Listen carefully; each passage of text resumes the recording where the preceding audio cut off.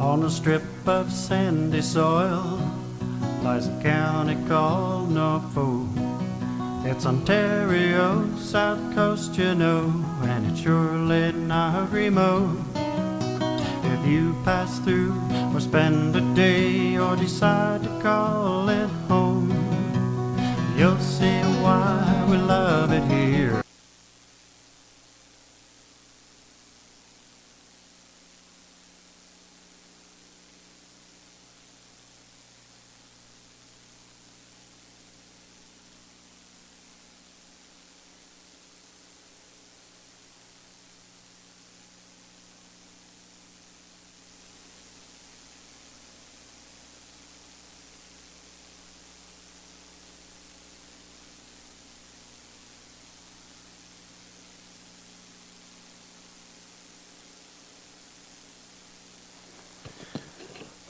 Like to add a notice of motion to today's agenda. Oh, we'll do the everything. Wait.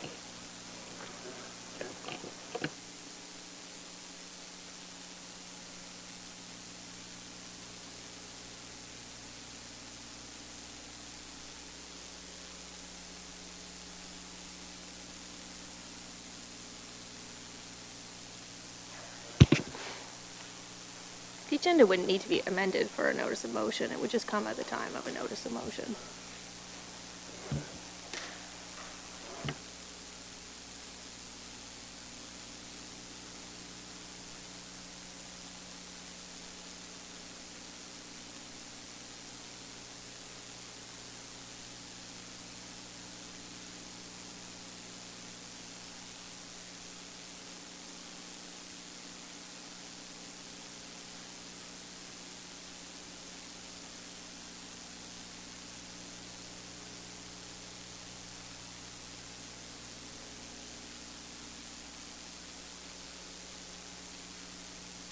I got it.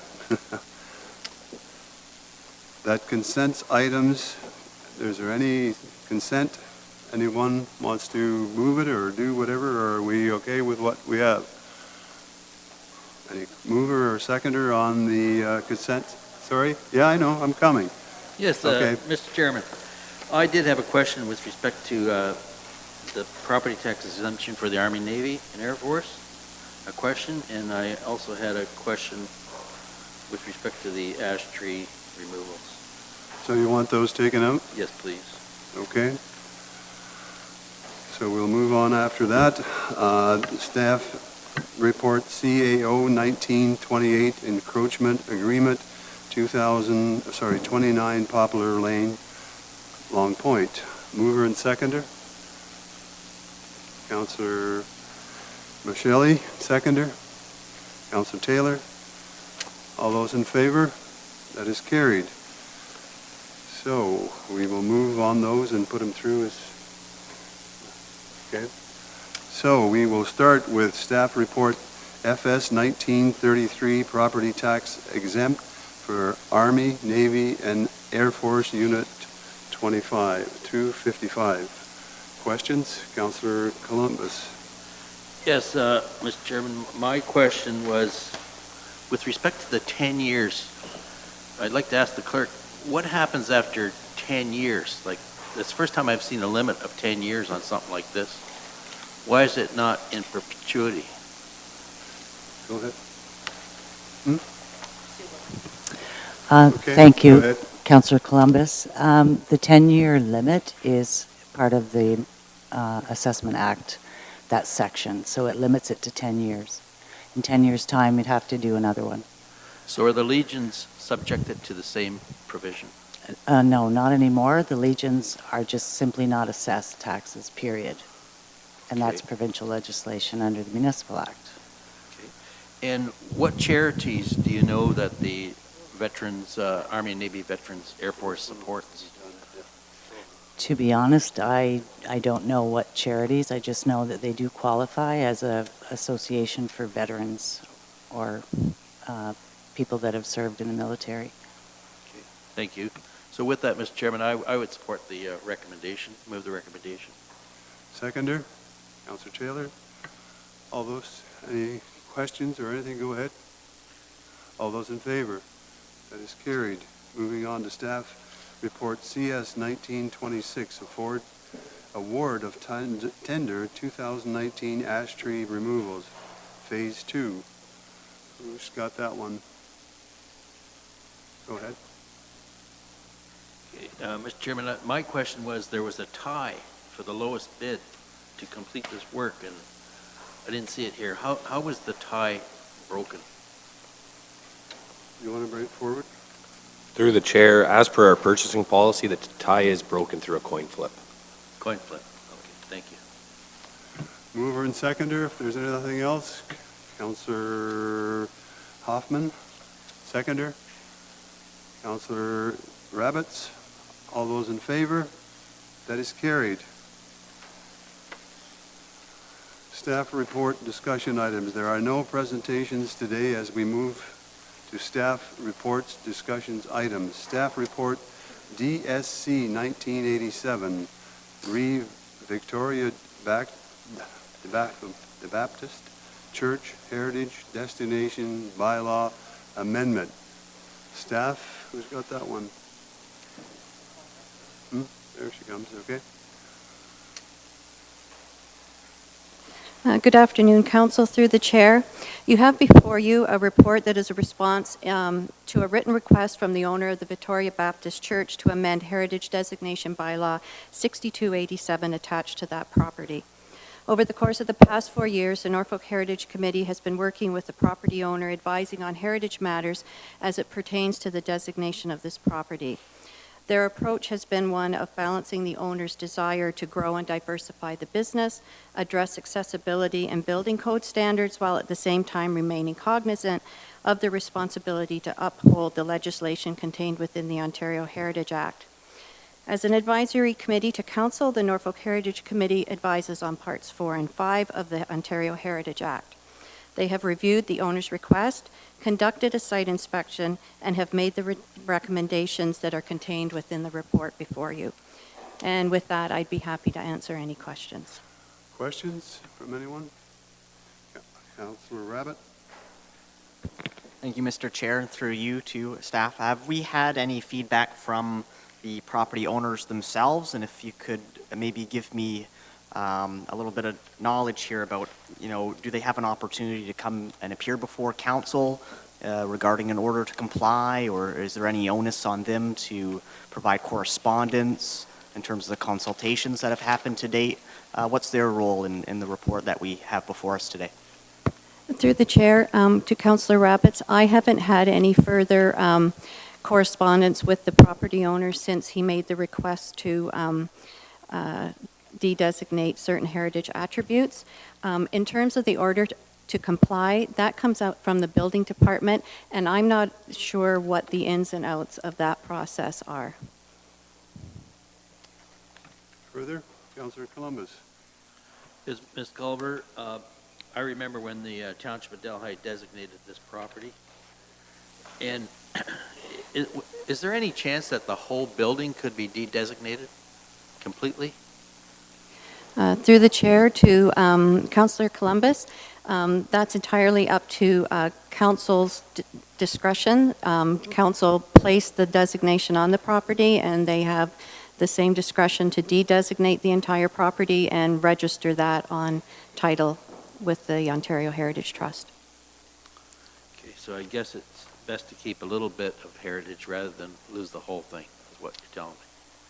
Through the Chair to Councillor Columbus, the request from the property owner was only to remove the designation from the double doors and transom and the balustrades. Okay, thank you. Amy?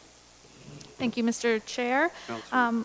Through you to Ms. Culver, I was wondering if you could just summarize sections 4 and 5 that you mentioned the committee weighs in on. Certainly. Through the Chair, Section 4 of the Ontario Heritage Act states that all alterations of heritage designated attributes need to have prior approval of the municipality before those can go forward. So there's a permission that needs to be granted by the municipality. Parts 5 we don't deal with so much because right now deals with conservation heritage landscapes, and Norfolk County doesn't have any of those. Thank you. And one more question. What is the process to de-designate a home or a building? What does that look like? How does one go about that? They make application to my office, making the request, and that is then referred to the Norfolk Heritage Committee, who usually will do a site visit and discuss it and the merits of that and make their recommendations to council. Then it's up to council what they decide to do. If there's every designation is by bylaw, so then it's registered with the province, so then that designation would, or de-designation would have to be registered as well. Councillor Hoffman? Thank you, Chair Geisens. Through you to Ms. Culver. Just to make some clarifications, the current owner was fully aware of the designation of the building when it was purchased, correct? Through the chair, yes, he was. Okay. And again, just for my own clarification, the request for de-designation on some parts of this building were made after changes were made to these parts of the building, is that correct? Through the chair, that's correct. Okay. Okay, thank you. Mayor Chop. Thank you, Chair. I guess a couple questions. Perhaps, would you be able to explain to council why the owner was unable to accommodate the doors, or at least his reasons as to not being able to accommodate the doors? Through the chair, I'm not entirely clear on that piece, to be perfectly honest. When we approved the architect's drawings, there seemed to be no problems with it. We allowed for the double doors to be moved to accommodate the lift. And as far as the balustrades, we weren't asking them to be replaced where they were. These are the handrails on the stairs, but to be repurposed elsewhere in the building. And I'm not entirely certain why that couldn't be done either. Has the building been completed? To my knowledge, I'm not sure if it has been, if everything's been... It has not. I actually was just upstairs a little while ago, so there's still significant renovations that are going on the upstairs floor.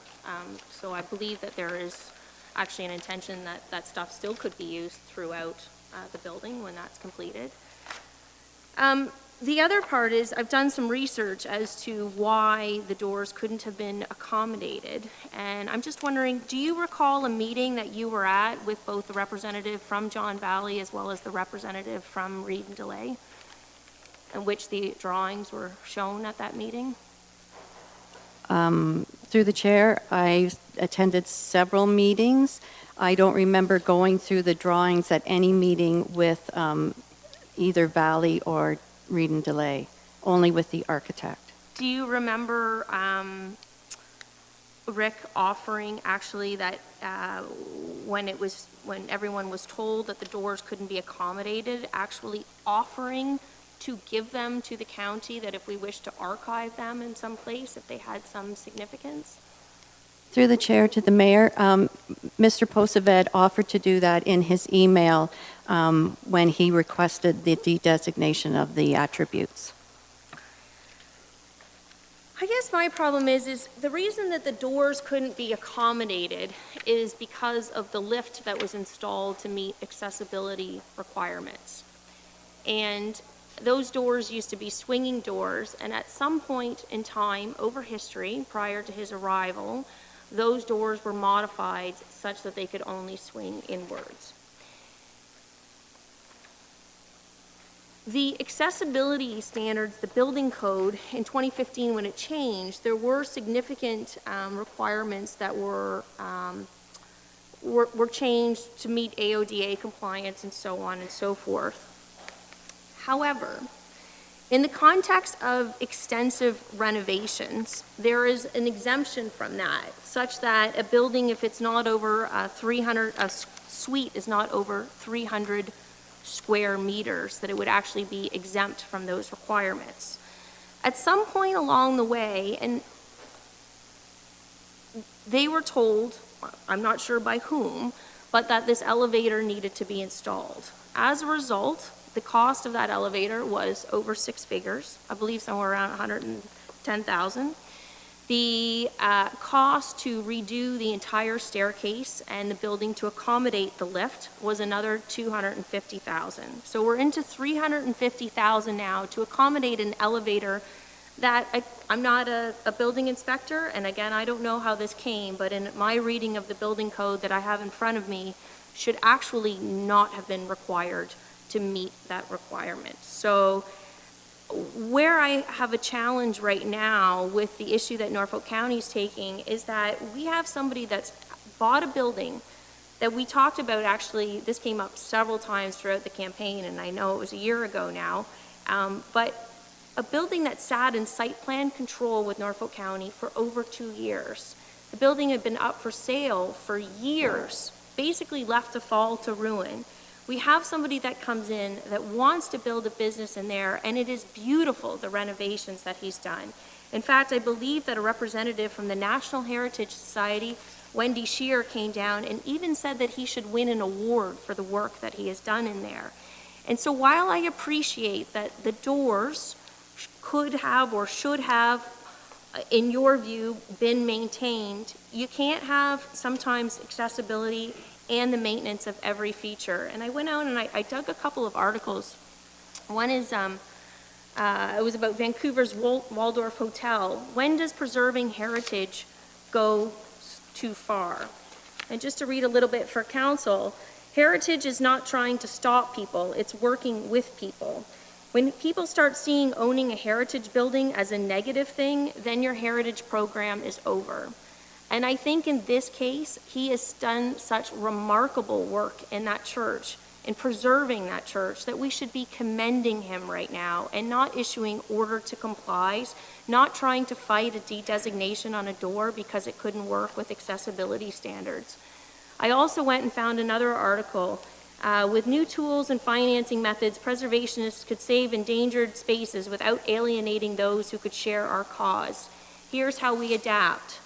What's the path ahead? Being an effective preservationist means understanding that our efforts to save buildings are woven into a complex tapestry of other important social needs, including but not limited to affordable housing, economic and social equity, economic development, and climate change. Insisting on an uncompromising approach to heritage conservation makes it very easy to cast preservationists as unreasonable and out of touch.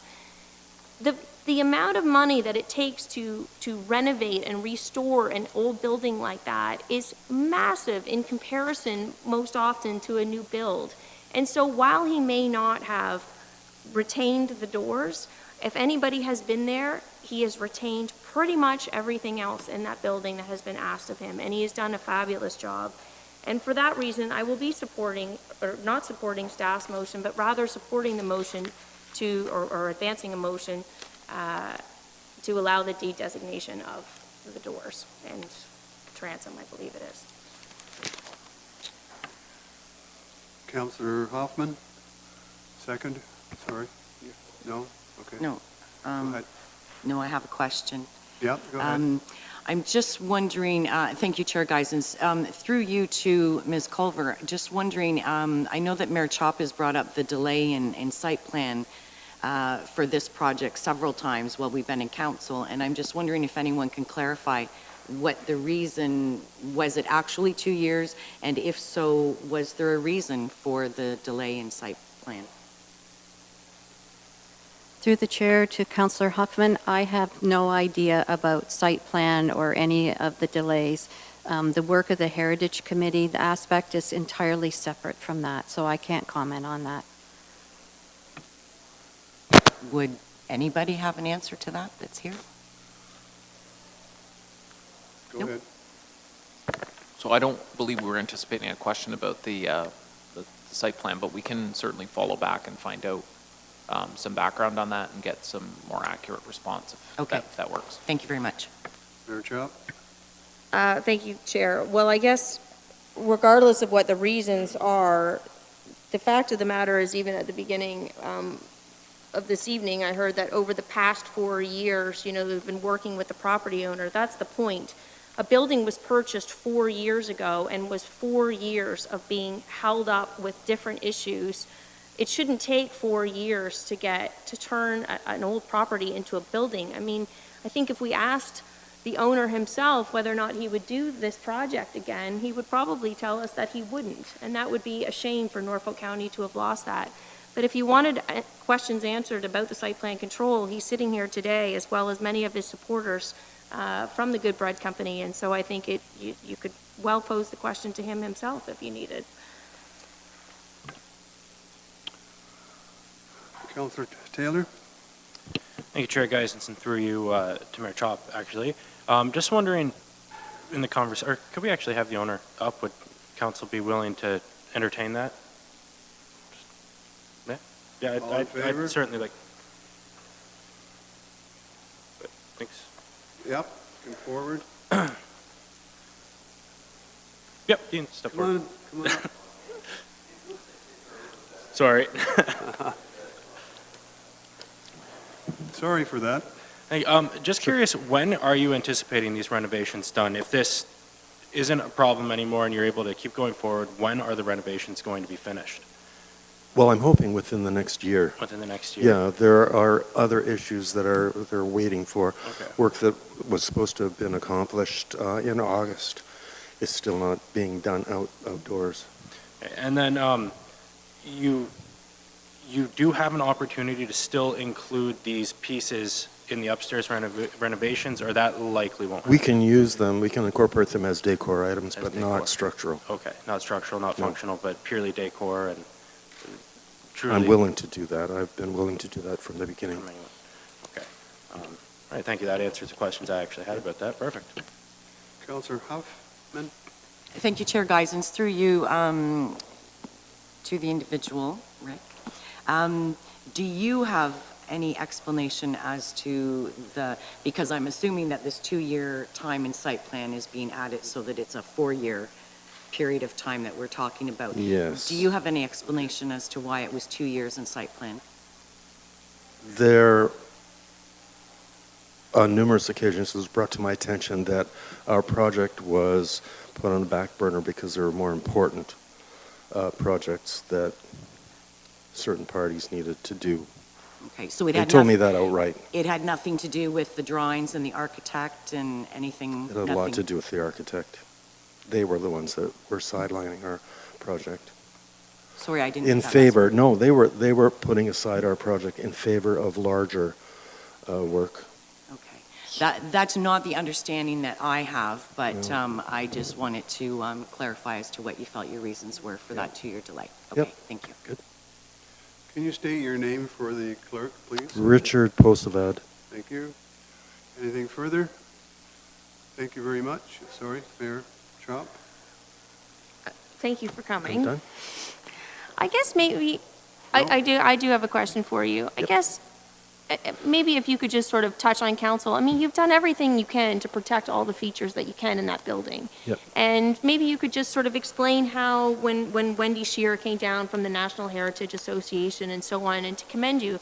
And just like the articles I read, the little snippets of, that sometimes everything can't be accommodated. And in this particular instance, with the lift, how the doors could not have been accommodated. Well, there was a problem with the drawings, that there were actually errors in the drawings that were approved. Once they started to work on the entrance, it was discovered that certain structural elements were not taken into consideration, which I think invalidated the drawing. There were errors in dimension on the drawing. There were certain other aspects that just made it a commotion, and we tried for 6 months, for sure 6 months, to make this drawing work, accommodating these heritage designated features, and they just didn't work, and they didn't work, and it was months of effort and repeated drawings that were not free. So we did every effort to make it work, and it came to a point where I called everyone together and I just said, please give me every possible solution to make these doors work. And the architect said, well, one possible solution is to have the designation, the heritage designation, lifted. I said, that is one solution that I hadn't anticipated, and that's the one that I want. And we proceeded. Okay, Councillor Columbus. I wasn't given any instruction on how to do that, by the way. So, Richard, Yes. are you saying that the architect that you had hired was actually holding up the project somewhat? Yes. Okay, so it wasn't the county employees that were holding it up? Well, it was a bureaucratic quagmire for sure. Okay, but I just learned now that the architect had something to do with it too. Yes. Thanks very much. Yep. Thank you very much. Good.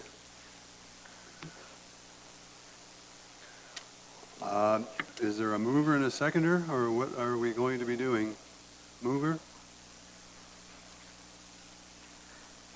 Councillor Rabbit? I believe that Mayor Chop had a motion on the floor, and then we Okay. broke into discussion. Okay. We have it reread.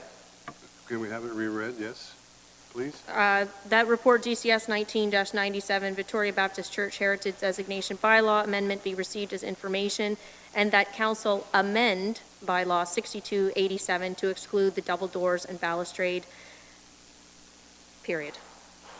Okay. Are you a mover? Councillor, or Mayor Chop, you're moving. Councillor Rabbit, any other questions? If not, all in favor? That is carried.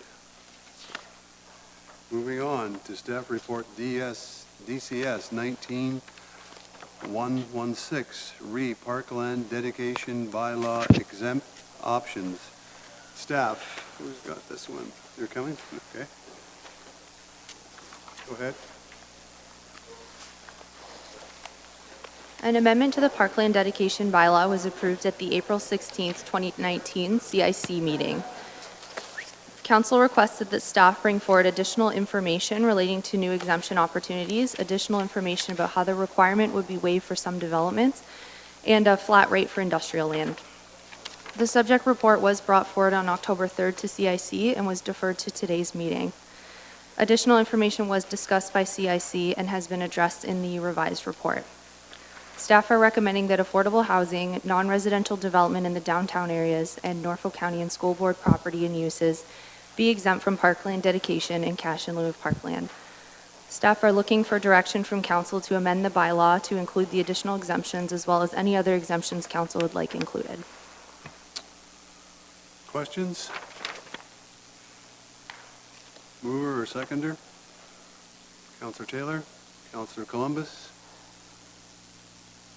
Further? All those in favor? That is carried. Are there any questions on that one? I guess there wasn't. Moving on to staff report CS 1925.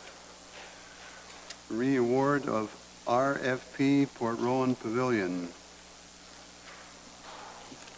Okay, away you go. Good afternoon. Through the chair, this report is to seek approval to award the construction of a pavilion at the Port Rowan Optimist Park. Staff recommend that Norfolk County execute a contract with the successful lowest price proponent, which was Reed and Delay. In 2019, this was a capital project budgeted for $80,000 to be funded through debenture. A budget amendment of $9,000 is also required as part of this report. This report was originally approved in the 2018 capital and was canceled due to being over budget. Budget was adjusted and resubmitted for 2019 capital. This project falls under the county's strategic priority to foster vibrant and creative communities. It'll help build beautiful, safe neighborhoods while creating a great place for people. This is phase 2 of the park's new development. Currently, the park features a skate park, a beach volleyball court, and a small walking trail. There are future plans for a multi-sport pad as well as a splash pad, with the ultimate goal of one day connecting this park's trail to the Port Rowan Lagoon trails located roughly half a kilometer southwest of the park. Questions? Councillor Columbus, Rabbit, and the Mayor. Yeah, Mr. Chairman, Adam, good to have you with us. And my question is the community of Port Rowan community raising funds also to support this project? Through the chair, no, not that I am aware of. No way. So it's 100% county money? Yes. What about accessing some recreational monies from the province and the feds? We've discussed going after grant money for the multi-sport pad, but we haven't looked at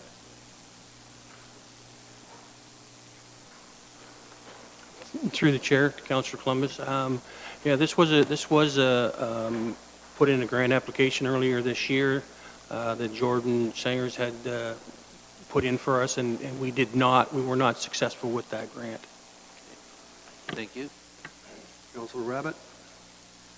Thank you, and through you, yes, welcome, Adam. Thank you for your report, or giving the report here.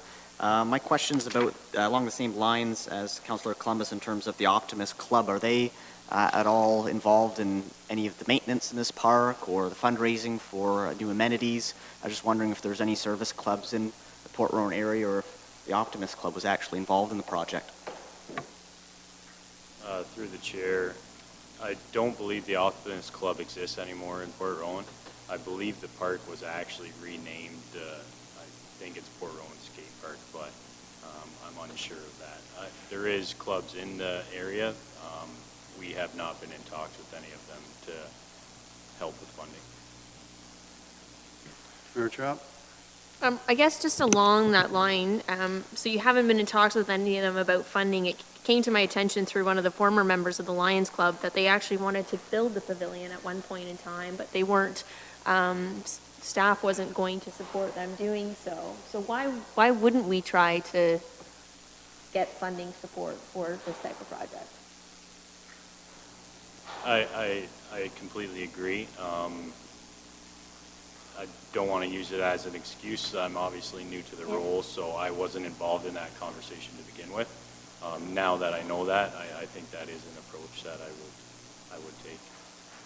I think for some of this stuff, I mean, we need to rely on some of our service clubs and so on. I mean, this is the type of project that, you know, they want to be involved in and they want to help out with. And quite frankly, we need all the help we can get at this point in time. So it's just a little bit troubling that they wanted to do this at one point in time. And again, I know you weren't here, but the other question I had was the two bids. First of all, I'm not sure why we're using a price per point system on this, but could you tell me what the second bid, was it a lower bid? Yes, it was. It was, I would say, yeah, price per point, it was a few dollars difference. And it was like a few dollars, like $5 or like 10,000? Price per point, it was within $5. $5, okay. But, per point. So, okay, and per point, perfect. So that's, try to do the math here on that. I guess maybe to Mr. Burgess, what might you suggest to correct this moving forward? Through the chair, it's my understanding that the procurement bylaw is under review currently. I think we'll be bringing options to council. There's a bit more flexibility in how you weight weightings for award, and where does cost lie in those weightings. You can, for certain things, maybe increase emphasis on the percentage of cost as an award criteria.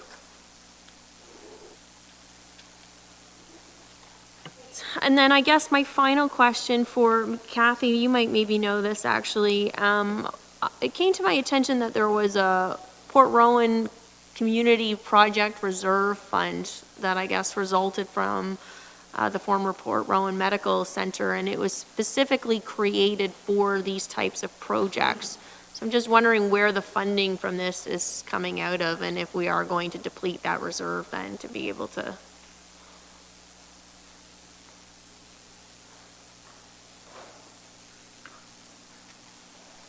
Through the chair to Mayor Chop and Council. If it's the reserve fund that we're talking about, I believe those funds have already been committed to other projects. I'd have to look into that for you.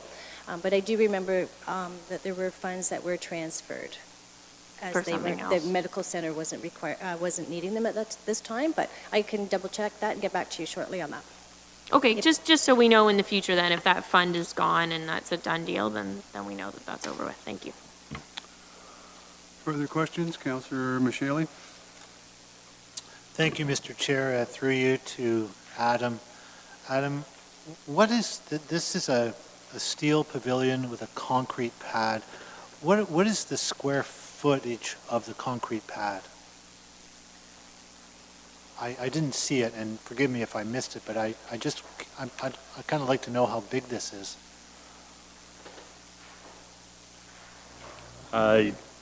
Sorry, Councillor Michele. I don't have the numbers in front of me here.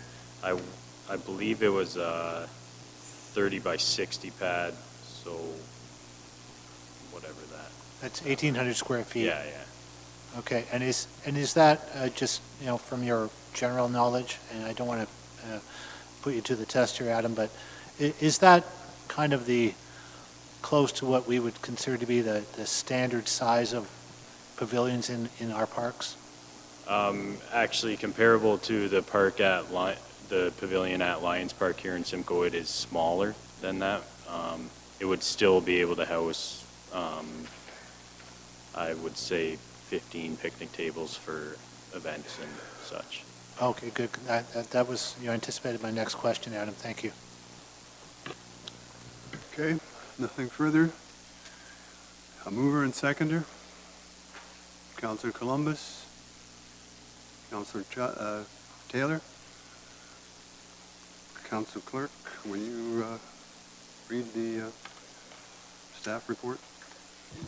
Sure. Through the chair, the motion is as follows. That staff report CS 1925, award of request for proposal RFP CSPR 1914, Port Rowan Park Pavilion be received as information, and that the General Manager of Community Services be authorized to execute a contract with Reed and Delay Contractors Limited for the supply and delivery of one metal pavilion with concrete pad and in the amount of $87,600 excluding taxes, and that the approved 2019 capital budget be amended as outlined within report CS 1925, and further that the Port Rowan Park Pavilion project be funded from the issuance of debentures. Go ahead. I'm wondering if we should amend this sort of along the lines of what Mayor Chop was saying, to also have staff contact the local Lions Club to see if they would like to be involved in the project, just to help bring some of that cost down, get them involved in the community again. Was thinking possibly defer this, but that would put it 6 weeks until we hear it again. But if we could have that information brought back to us possibly by council in 2 weeks, and then we know when we're getting into that discussion with this item again in the minutes. Or, go ahead. Through the chair, yes, prior to, as Mayor Chop had said earlier, we have had a number of discussions with the Lions Club prior, met with them on a number of occasions. They didn't want, at the time, to donate dollars. They wanted to donate time.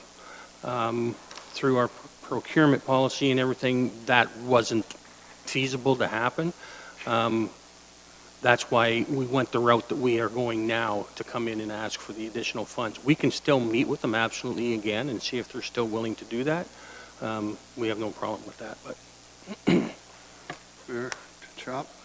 Would like to make this suggestion that sort of maybe, I don't know whether it's as a policy, if you need it moved, but I mean, if we have this situation again, because this isn't the first time that I've heard this, where people have come to the county, staff members, and offered to donate time or so on and so forth, and that they have been turned down. So if it's as a result of a policy that we have that's preventing this from coming, what I would rather see in the future is a report coming and asking us, can you amend the policy to allow this service group to be able to help us out on this project, as opposed to telling them no and then coming forward and asking for additional funds and then saying, well, it's because our policy. So, you know, let's try to be solution oriented in the future and find a way that if the Lions want to give time, and sweat equity to a particular project, let's find a way to be able to accommodate them. Councillor Columbus. Yes, Councillor Taylor's suggestion, I think it's gone too far already to implement something like that. And I'd like to ask the either Jason Burgess or CAO or Deputy Clerk or whoever can answer it, I guess. What does that do to the integrity of our tendering process?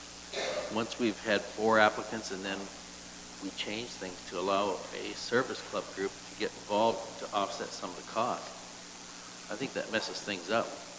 So who can answer that? Councillor Rabbit, I think I seen your hand, or was it the mayor? Sorry.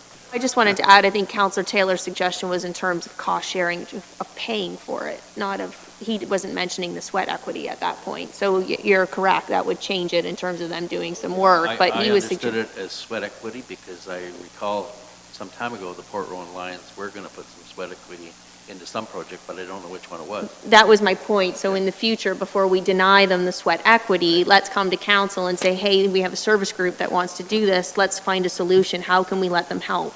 In this particular instance, I think Councillor Taylor was suggesting, well, let's reach out to them and see if they want to contribute some money to the bill. I thought it was sweat equity, sorry. Okay. Sorry. All right, go ahead. Through the chair, just seeking clarification. So Councillor Taylor proposed a potential amendment. Is that something that you would like to move forward with the main motion, or do you want it to be a standalone motion? Currently have a motion on the floor, so we do. Yeah, might as well see if we can amend the motion then, and or would a standalone make more sense? Through the chair, do you mind just reading your amendment? To reach out to the Lions Club to see if they're still interested in helping assist with the financial, throwing financially with this project. Go ahead. Mayor Chop, did you have something to add or not? Well, I just, from the perspective of, I mean, I think we probably are too far along at this point, and if we've already rejected the Lions' help in the future, I mean, you never know, maybe they might change their mind, but, you know, if I was the Lions, I probably would be frustrated right now and not wanting to put my money into this particular project. But maybe in the future, now we can sort of send a signal to them that we would like to work with them on other stuff.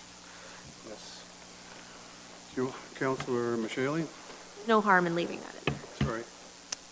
Thank you, Mr. Chair. I would also support what the mayor just said. I have periodically been approached by the Lions Club in Port Rowan. They've just mentioned that they have some desire to help with some community projects, and I do think that if we, going forward, have a policy where perhaps we check with not just the Lions Club, obviously, but any community groups that might help with fundraising or with the actual cost of some of these projects, I think that will go a long way for the future. Thank you. Okay. Are you ready?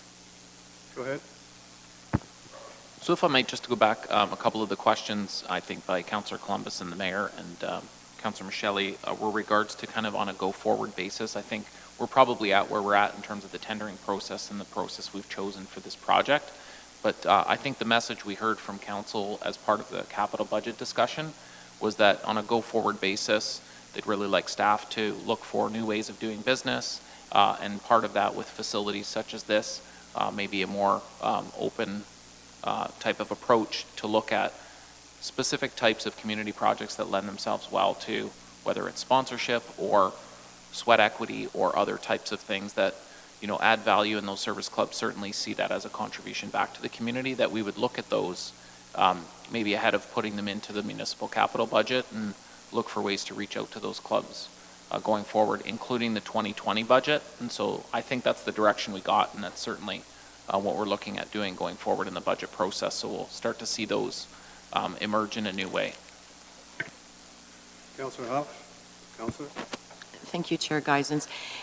So again, in regards to this motion going forward, looking at new ways to do business, and what happens when we have other communities come forward who would also like a pavilion, and the service clubs aren't able to commit those dollars. So is every community going to get a pavilion without any community assets or anything going forward? I know Ward 7, Waterford, they're looking at a pavilion. So is that, have we now set a precedent that if Port Rowan's getting one without any community funds or sweat equity or anything going into it, does this now set a precedent that other communities will also get a pavilion? Who can answer that one? So, go ahead. So I think what I understood from the budget process was that council didn't want a precedent set from what practices have come forward to date. So I would hope that it wouldn't set a precedent, but the precedent we would set was reaching out better to these groups, being a bit more open to what they may be able to offer. I know the traditional thinking has been that if we own a property or we own a facility, that we need to be the ones leading the charge in terms of investments that go into that. And we may need to look at more non-traditional approaches to allow community groups to make investments for assets that might exist on our property, or looking for ways of shared ownership or other things. So I think in terms of what we're looking at going forward, we would look for different ways to enable the community to provide some of those assets for the community where they're not municipally owned. Councillor Martin? Thank you, Mr. Chair. Just a note to Mr. McQueen. Maybe you can patch Shelley Darlington into this resolution. I know that in a few weeks' time, she's headed off to a training seminar specifically related to this. Thinking outside the box relates to our strategic plan about alternative procurement processes, RFPs, and so on. So I think that would be helpful for her to maybe hear some of this conversation. Birch, have I pronounced your name right? Or? Burgess, but I've been called Burgess? a lot worse, Okay. so I'm okay with that, Chair. Through the Chair to the previous question by the Mayor with regards to the Port Rowan Community Project Reserve Fund, we've picked up the information. There's $43,445 approximately remaining in the fund. There's no targeted uses for the fund until 2026, where there is a potential target use for the fund for a multi-purpose basketball court pad. So council could consider using that fund, closing that fund out now, and look for alternative sources 2026. And that would reduce one of our multitude of reserve funds that we have in this organization. Councillor Columbus? Yes, I believe I made the motion to recommending this, and I would prefer to have that added to the recommendation to utilize that 43,000 in the Port Rowan, reserve fund to be put towards this particular pavilion project. Yeah. So for the clerk, the technical, it's the Port Rowan Community Project Reserve Fund, and we'll use all the funds and close it at that point in time.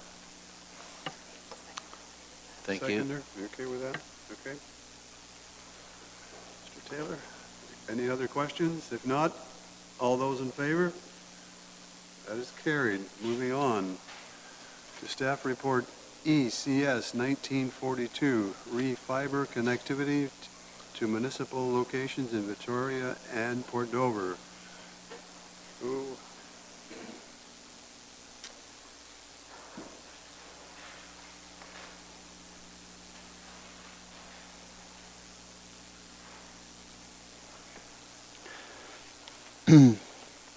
In May in 2019, Council had authorized staff to begin to negotiate costs for dark fiber connectivity for Port Dover and Victoria through a single source supply with Execulink Telecom. The following report is for Council to approve the installation of dark fiber to all municipal locations identified within the report for Port Dover and Victoria, allowing water and waste, including water and wastewater. Dark fiber is the medium of choice for network connectivity for locations that requires 99% uptime.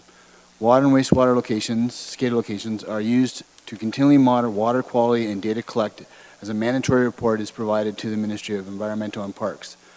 Dark fiber is also extremely secure and is not susceptible to attacks by external forces.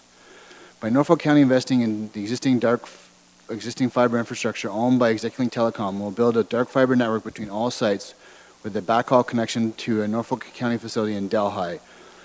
This dark fiber would benefit the community in a lot of different areas, providing further expansion of dark fiber within the Port Dover area and within Victoria. The capital cost for this expansion is $301,000, with an annual support cost of $5,880. This investment works out to be approximately $22,000 per location. This capital investment will provide dark fiber connectivity to all locations that can be used by the county for over the next 25 years. This would be within the current capital budget project for connectivity for both Waterford and Port Dover's current capital project. With the installation of dark fiber within Port Dover will improve scalability and reliability for these facilities, will reduce hours required for 24/7 support that are called into connectivity issues for water and wastewater. This will also improve the reporting to the ministry, and with using this type of technology, we can start reducing phone lines that are being used in the facilities, and we can also look at other technologies like video camera surveillance. Thank you. Questions? Councilor Columbus. Just a general question to Brett while we have him here about fiber connectivity throughout Norfolk.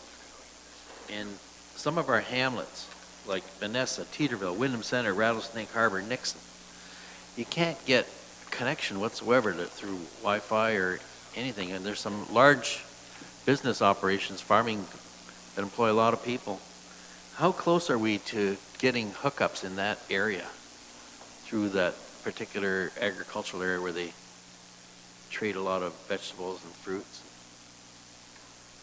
Through the chair, my response to that is you've named a lot of different locations. We do have a project going on with SWIFT where they're going to be expanding. I don't know if some of those areas are within that or not at this point in time, or if I do, I really can't say. But we hope as we continually invest in SWIFT or maybe even outside of SWIFT, we can get that connectivity to a lot of these other other locations that require it. The further we invest ourselves within dark fiber and get it out even to the bigger facilities, and how that pipe goes along, that fiber route goes along, it can benefit the areas. So we're hoping to get it further, but again, it all depends. And there's always going to be pockets, and it is a struggle. And there are other technologies coming along that could also help. They are improving wireless, cellular is being improved, satellites being improved. But ultimately, fiber is what we'd like to see everywhere, but realistically, I don't know if that ever can happen, to be honest. So being that we are a major partner in this process, how much say do we actually have where we want these lines to go? Through the chair, the SWIFT project is taking care of the procurement part of it. I am a representative on the actual evaluation committee. There is a key evaluation criteria that was used, calculation criteria mandated. So it's basically up to them, up to SWIFT to make those decisions based on the submissions by various ISPs. And at this point in time, that's all I really can say, I think. And when you're there, can you share our concerns, I guess, is what, on our behalf? Thanks. Through the chair, I share our concerns all the time. Great, thank you. Councillor Martin, Mayor Chop after. Thank you. Thank you, Mr. Chair. Through you to staff. I had an interesting conversation, oddly enough, kind of building on Councillor Columbus's comments, with a young professional in Port Dover today who works in Port Dover but does a considerable amount of work from home in the medical industry. And this was exactly her question. Am I going to have to sell my house to be able to work from home? And her point was so interesting because she is one concession away in Councillor Van Passen's ward from high-speed internet. So I guess my two questions for you would be, is there some type of roadmap that can be shared with council, giving us a timeline on the rollout or implementation once the procurement process is finished? And secondly, are you of the opinion that they would identify communities with it already and look to expand outside of the communities with the infrastructure, or would it be favorable to look at a community or a hamlet like Teeterville and just try to drop better services down on top of a location without current infrastructure? Through the chair, that's a very good question. So I can answer some of that. As this project is rolled out, I can ask for Executive Link Telecom to provide any sort of plans for future expansion within certain areas of Norfolk County. They are pretty open to letting me know. However, some of this information they caution, because if they start letting the community know, they're going to have people knocking on their doors continually. So I can see what I can provide. Again, I'm concerned of it being public knowledge, but I can see what I can do with that. With the example of, you mentioned, what was it, which one, Teeterville, dropping into that location, what fiber does is it has a path from one area to another. Are there any future plans for Teeterville? I can't answer that. I don't know that at this point in time. Okay, thank you. I just was, I mean, it's all relevant across Norfolk County. We know that we need better services, but I can recall door knocking one concession outside of St. John's Road with a family living there with dial-up internet and young kids in public school still. Yet you can, come one concession over and find relatively normal service for Norfolk County. So, thank you. Further through the chair, just to say, I have been involved with broadband expansion, and since 2009 when we did the broadband for Norfolk expansion, and it is frustrating because you provide connectivity to certain areas and it still doesn't get to everyone. I understand the community and how they get frustrated, and I feel for them, but we can only do what we can do. Mayor Chop? Thank you, Chair. I just wanted for council to mention that I had the same conversation with SWIFT, but we actually have no power to direct within that process where we think it's unfortunate, and that's part of the problem with it, that we can't say we believe this particular area, should be focused on. That was entirely written out of that process, so just as an FYI. Yes, Michelle, and then Councillor Taylor. Thank you, Mr. Chair. I guess first of all, I'm glad many of these questions were directed to Brent. As council knows, I am the council representative on the SWIFT board.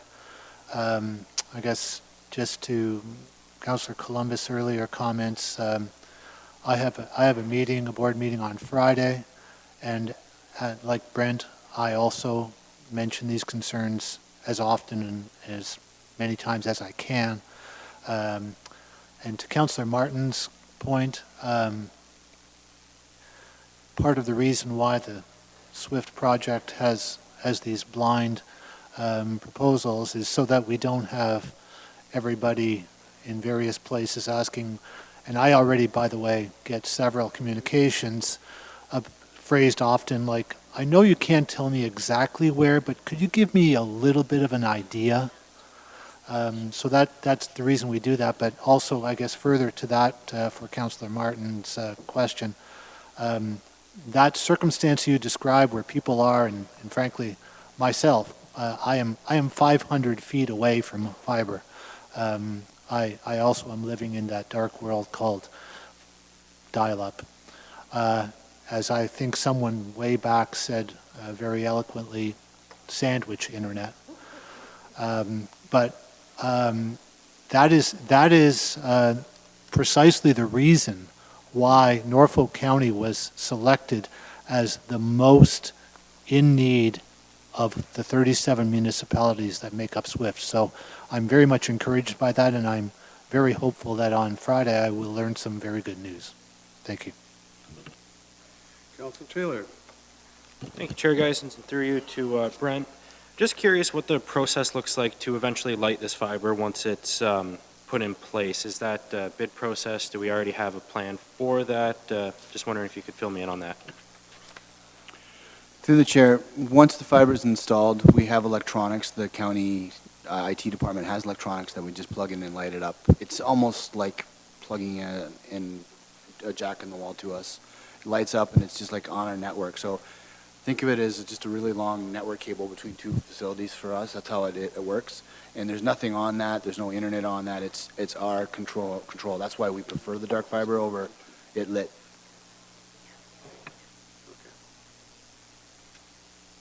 question? I have Thank you, Councillor Mr. Taylor. Chair. Are you done? Okay, Mayor Chop. Brian, my apologies for kind of my ignorance with this, but in Port Dover, as an example, where they're currently expanding that, are we just, by paying this money, moving the schedule ahead a little bit, as opposed to just waiting for that to be available throughout the town and then plugging it in? Like, I'm just wondering if it wouldn't be better served using the money in some of the towns that we know aren't getting it anytime soon, or once we know from the SWIFT contract who's not getting it. Do you know what I mean? Yes, through the chair. So the difference between when somebody gets high-speed internet for their business or home versus dark fiber is ExecuLink is lighting it up. ExecuLink is putting it on their internet connection. ExecuLink, you're sharing that internet traffic with everyone else.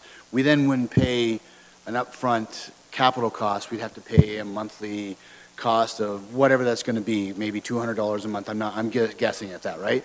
But therefore, they only provide us so much speed, so much performance, so much bandwidth. It's also on the internet, so anybody that tries to hack it, who's on the internet, can hack it. This is not really the same type of technology. What we're doing is we're using that fiber, so we have to spend the money for them to actually run the fiber to our facilities, connect it directly to each other, so it's not on the internet. We're just using like a piece of cable, wire, and we're providing connectivity. So it's not affected by anything. We kind of almost own it. They're never going to use it again. There would be no issues with having to deal with ExecuLink if they were having a big loss of, so say they were getting hacked by someone externally and it was bringing down their network, our network, infeasible, wouldn't get affected. The only time we would get affected is if the fiber is actually cut. So it's a lot different uses of the fiber itself. And if we want more speed, we just turn a little button up on our technology and we can make it faster. We control how fast it is. We control how reliable it is. We can put lots and lots of different other technologies on it. We can put phone lines on it. We can put video cameras on it. We can do so much more with it. So we're investing with this instead of having to pay a monthly or annual cost to them and then have to be susceptible to having to put firewalls into each location, making sure that there's VPN tunnels, making sure nobody's hacking into VPN tunnels, the bandwidth that we need. I can go on and on if you'd like, but it's a very different kind of technology. No, that's good. Just learned something. So that makes perfect sense. I can absolutely see for like wastewater treatment facility and our water facilities and all that kind of thing. Does that make sense for the Port Dover Harbor Museum? Does it matter? Through the chair, we're doing it all. The reason why we're doing it the way we're doing it is so we can get the best. If we invested just in water and wastewater, we would probably have to pay more per location for the wastewater, those locations. By adding the other locations, we're getting a better price for all locations because we're buying more at the same time. So we're paying for more, so we're getting a better rate for all locations. So do we need that at a museum? Probably not, even though in a museum we do have surveillance cameras, we do have phones. We'll probably not put phone lines in those facilities. Like, we do use the technology to reduce costs where we can. Well, we did this kind of thing in Port Rowan. It just was, overall, it was a better way of doing it because we have more locations and therefore better investment to ExecuLink. I'm sure, I mean, I guess for me, like at a certain point, there's that tipping balance. Yes, we're getting a better price because we're putting in more, but what is that difference on some of these locations that might not need it when we could have other areas like in Waterford or wherever that would be better served to have it at our fire hall there and so on. So I guess one other point I'd like to make from an IT support standpoint. So when we plug this stuff in, the IT department, it's very little work for us to do. We plug it in, it just kind of works. We really do little support on it. Whereas, like I said, if we put in a basic internet connection, we have to support firewalls and other technologies, and that is more of a onus on our department as well. So there are some benefits that area. I can't tell you what the cost would be if I just did water and wastewater versus the whole location. I'd have to go back to ExecuLink to ask that question. I was just going based on what we did in the last project was with the Port Rowan area. Okay. Go ahead. You're going to read the report. Okay, through the chair, the motion is as follows, that report ECS 1942, fiber connectivity to municipal locations within Victoria and Port Dover, be received as information, and that council authorize the upfront capital cost of $301,000 to be charged to the 2018 capital project for the installation of dark fiber to all locations identified in Appendix A, and that council authorize the annual operating costs of $5,880 to be charged to the information technology operating budget for maintenance of the fiber optic cable for a term of 5 years. Mover and seconder, Mayor Martin, Councillor Mayor Martin, sorry. Further, Councillor Michele. All those in favor? That is carried. I think there's one more. Staff report, ECS 1943, Mobile Wireless Agreement. Brent, I guess you're on the... The following report is to recommend that Norfolk County utilize the provincial vendor of record for mobile device and services for a term of 3 years. The provincial VOR arrangement has Rogers as the primary wireless provider with TELUS as a secondary and Bell as the third provider. Norfolk County presently uses Bell as our primary provider, which has been in place since the start of the county. In 2019, Rogers refreshed pricing under this arrangement, allowing Norfolk County to receive approximately a 30% reduction in cost for mobility. Based on the number of devices presently being used within the within the county, IT is going to suggest that we do a staggered approach, switching everything over with a guesstimate of 10% reduction in 2020, and then a further 20% reduction in 2021. These reductions are primarily under the amount of data being used by each device under the new contract. Questions? Mayor Chop? Thanks, Brent. I know you had some great ideas in years past about sort of changing some of the kind of, I don't know, the way our cell phones are distributed and so on in Norfolk County. Like I see we have 356 devices. That seems like a whole bunch, number one. That there had been some thought that you had put into, you know, perhaps just giving people kind of a stipend every month to apply to their own cell phone bill and so on. As we look for additional cost savings throughout the county moving forward here, given what we're facing this year and significant capital projects that are coming before us, is there a way, will this limit us in any way for you to be able to in the future implement some of those ideas that maybe have been buried for a while? Through the chair, no, this just is getting us a better deal on our current contracts. Okay. When we renew devices or go through in the devices list of people that we're going to refresh, we're more than willing to start looking at questions as to the usage of the current equipment. And if council wants us to look at bring your own device or anything like that, we can definitely look at that and see what's available to us. I mean, this was one reason why we wanted to do a staggered approach to begin with. Gives us time to kind of talk to each user and verify their reasons. I think some of that would have to do with some criteria that we have to define as to what they're being used for and so on and so forth. Cool, thank you. Councillor Michele. Thank you, Mr. Chair. This question is through you to Brent. Brent, so currently, and this is just a technical question that I have, but it also affects me personally. The current phone that I have is provided, the service provider is Bell. And where I live, I have to go out, if I get a phone call from a constituent or a member of council or anybody, I have to go out to the backyard of my house and stand beside the fish pond with my left leg on the big rock that's beside it so that I can get the appropriate amount of service on my phone. So and I know this may be a hard question to answer, but if we're switching to Rogers, do you think that might somehow improve that situation for those people who are in the same situation as I am? And or will it also mean that there might be other people then, if my situation improves, would theirs possibly become less accessible to them? Go ahead.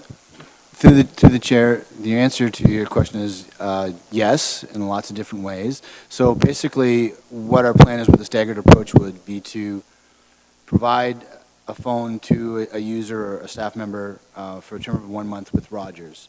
They can provide us feedback as in, hey, is this better or worse than what you had with Bell? If they came back and said, I'm doing exactly what you said, I have to go outside, I have to do this and that, I'm not getting connectivity, I'm not getting my phone calls, we can then, as per the arrangement, we can then put them under TELUS, which also has a better connectivity, and then if for some reason if TELUS didn't work, we could go back to Bell. So we could follow the chain and go right back to Bell. But the idea of the staggered approach is we can solicit individuals, find out where their location, give them a device to try, make sure they're good with it, and then put them on a Rogers contract. So that is the plan at the beginning, is to kind of feel it out. So a person like yourself, I would imagine you would notice a big improvement with Rogers over Bell at this point in time. If Bell's not, usually what we find is if Bell's not working well, Rogers is. And if Rogers is not working well, Bell is. That's how we find it right now in Norfolk County. Thank you, Brent. Further questions? If not, is there a mover and seconder? Councillor Rabbit, Councillor Taylor, that staff report ECS 1943 Mobile Wireless Agreement be received as information, and that council authorize staff to utilize VOR arrangement OSS 004-15819 for the procurement of mobile devices and services until January 1, 2023. All those in favor? That is carried. We now are supposed to be getting to a deputation, and what the clerk said that maybe we could get started on the closed session, or do you want to take a short break, or do you want, what do you want to do? Oh, sorry? Okay, you got, okay. Yeah.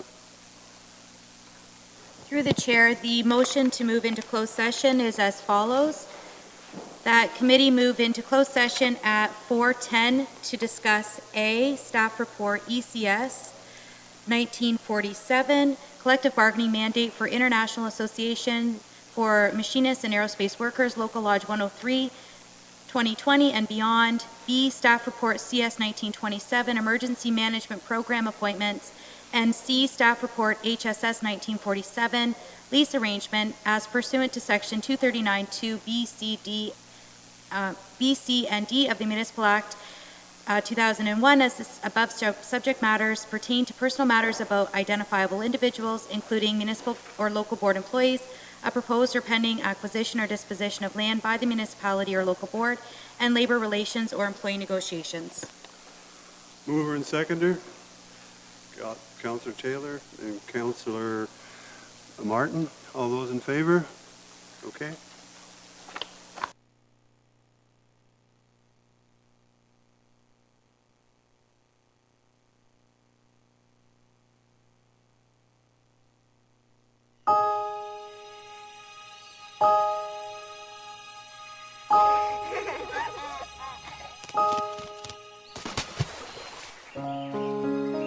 What I love most about Norfolk County, I think, would be the vastness of the county, how it's big and there's breathing space, and there are so many little pockets of beauty, natural beauty. I love the seasons here.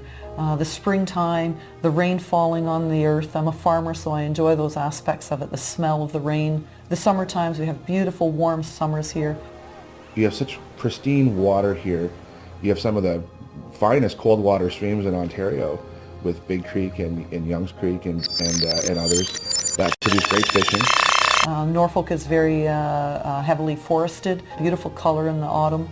The sun shines very brightly here in the wintertime, so I love the 4 distinct seasons we have here in Norfolk County.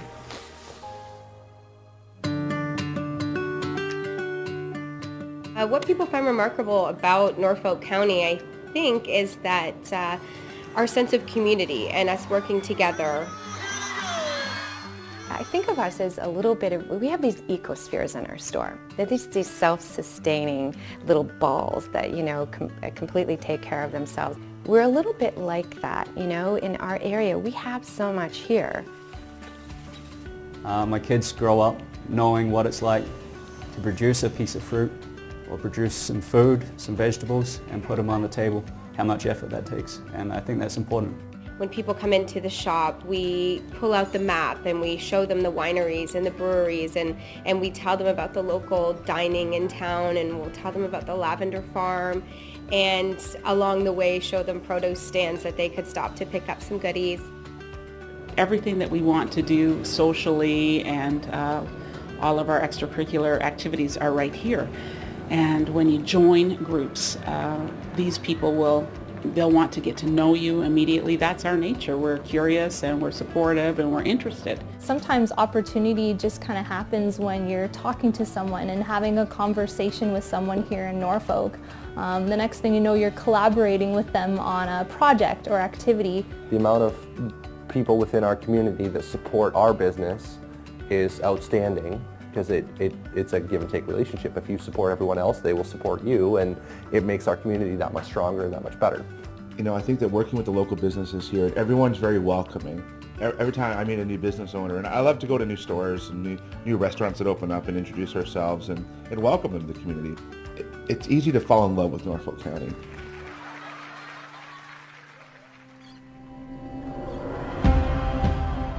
My advice to a family that's thinking about moving here is to come and visit. Come and spend a week. Come and experience everything that we have to offer, because you're going to find an amazing quality of life.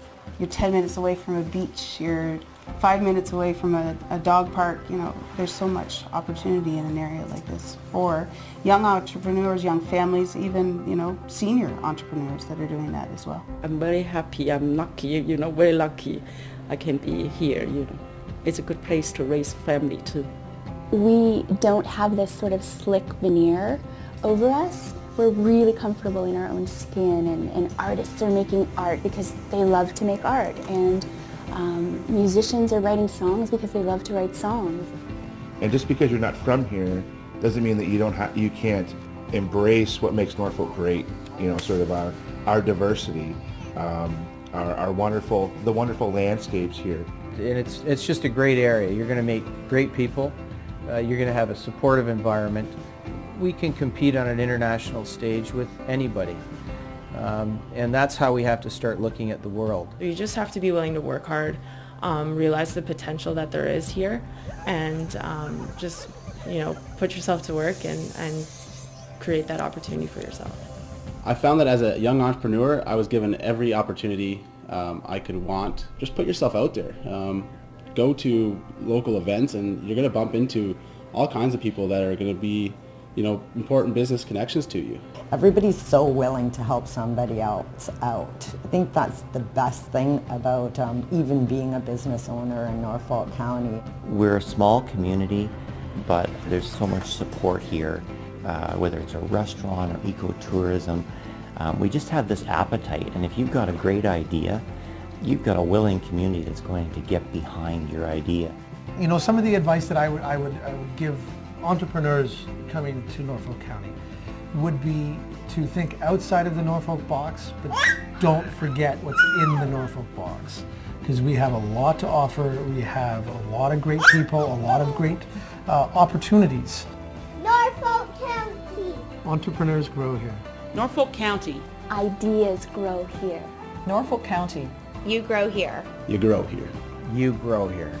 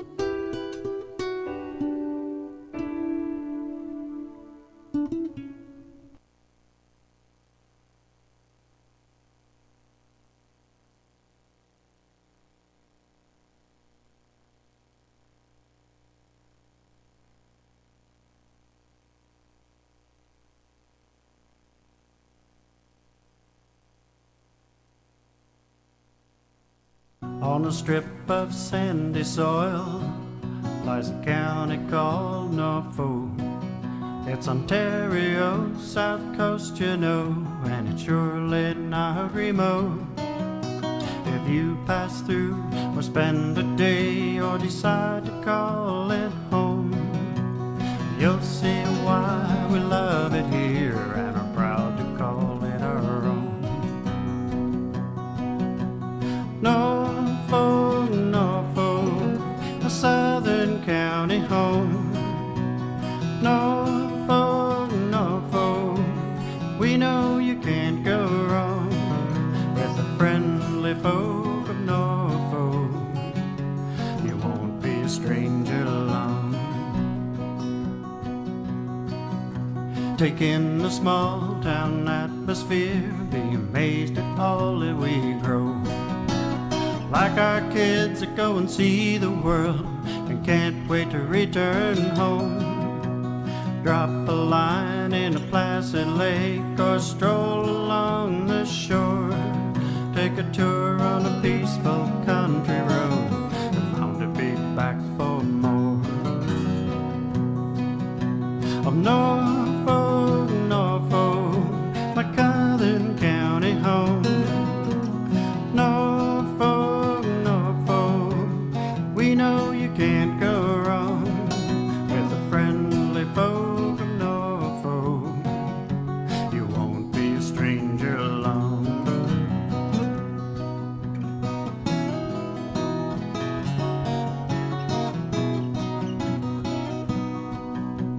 With hard work we built a dream that only willing hands could do.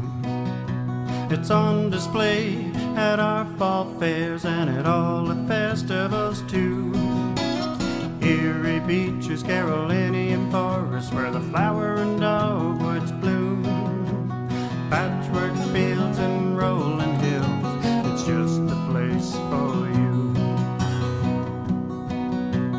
Norfolk, Norfolk, a southern county home. Norfolk, Norfolk, we know you can't go wrong with the friendly folk of Norfolk. You won't be a stranger long. Norfolk, Norfolk, Norfolk, Norfolk, you won't be a stranger long. On a strip of sandy soil lies a county called Norfolk. It's Ontario, south coast, you know, and it's surely not remote. If you pass through or spend a day or decide to call it home, you'll see why we love it here and are proud to call it our own. Norfolk, Norfolk, a southern county home. Norfolk, Norfolk, we know you can't go wrong with the friendly folk of Norfolk. You won't be a stranger long. Take in the small town atmosphere, be amazed at all that we grow. Like our kids that go and see the world and can't wait to return home. Drop a line in a placid lake or stroll along the shore. Take a tour on a peaceful country road and bound to be back for more. Of Norfolk, Norfolk, my southern county home. Norfolk, Norfolk, we know you can't go wrong with the friendly folk of Norfolk. You won't be a stranger long.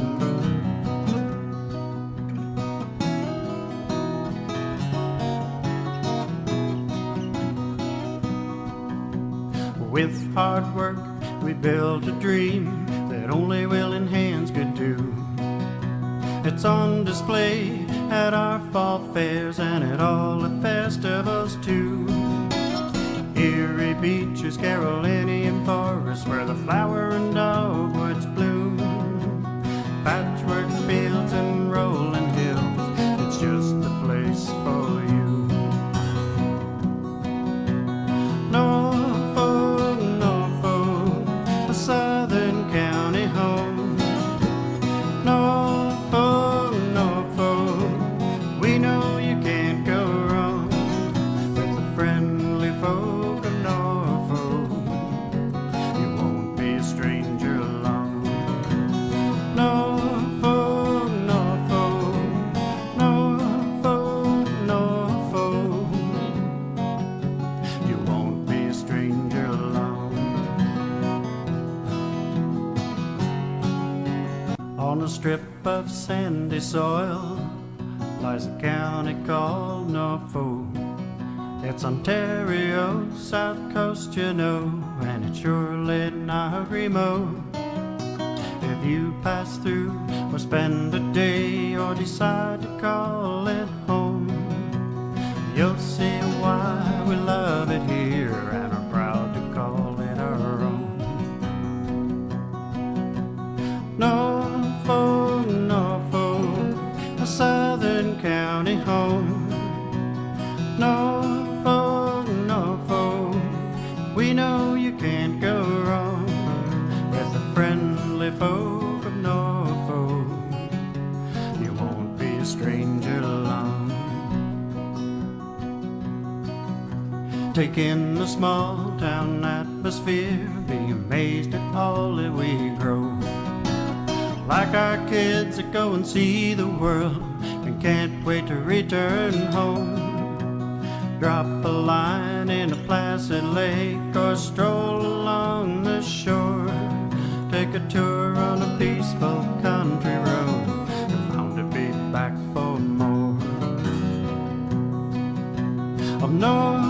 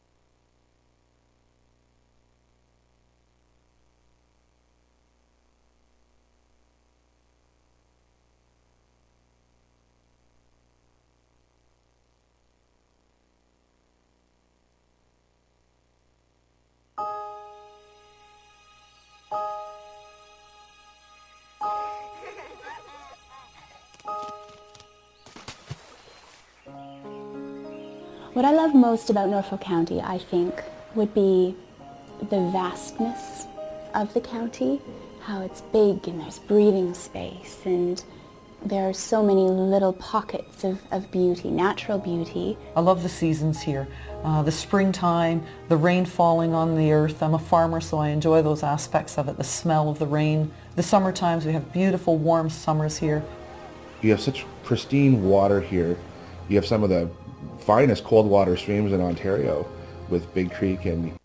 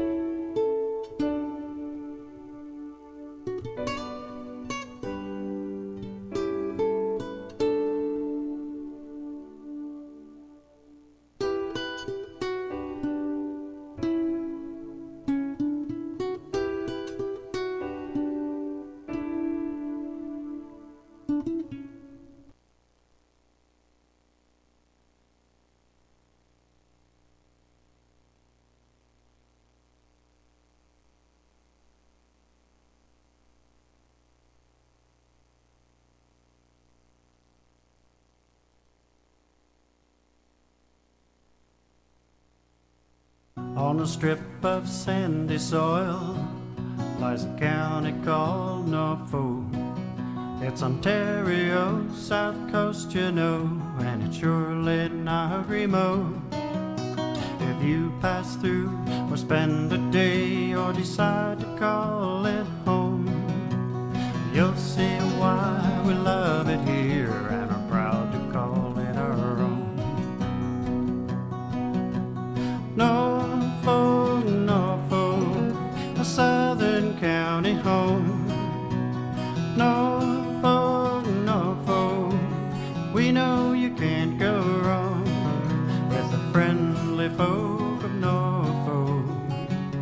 You won't be a stranger long. Take in the small town atmosphere, be amazed at all that we grow. Like our kids that go and see the world and can't wait to return home. Drop a line in a placid lake or stroll along the shore. Take a tour on a peaceful country road and bound to be back for more. Of Norfolk, Norfolk, my southern county home.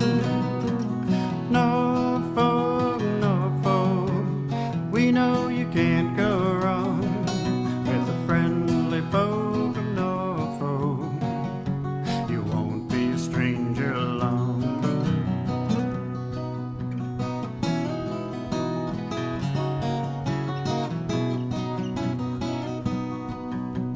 With hard work we built a dream that only willing hands could do. It's on display at our fall fairs and at all the festivals too. Erie beaches, Carolinian forests, where the flower and dogwoods bloom. Patchwork fields and rolling hills, it's just a place for you. Norfolk, Norfolk, a southern county home. Norfolk, Norfolk, we know you can't go wrong with the friendly folk of Norfolk. You won't be a stranger long. Norfolk, Norfolk, Norfolk, Norfolk, you won't be a stranger long. On a strip of sandy soil lies a county called Norfolk. It's Ontario, south coast, you know, and it's surely not remote. If you pass through or spend a day or decide to call it home, you'll see why we love it here and are proud to call it our own.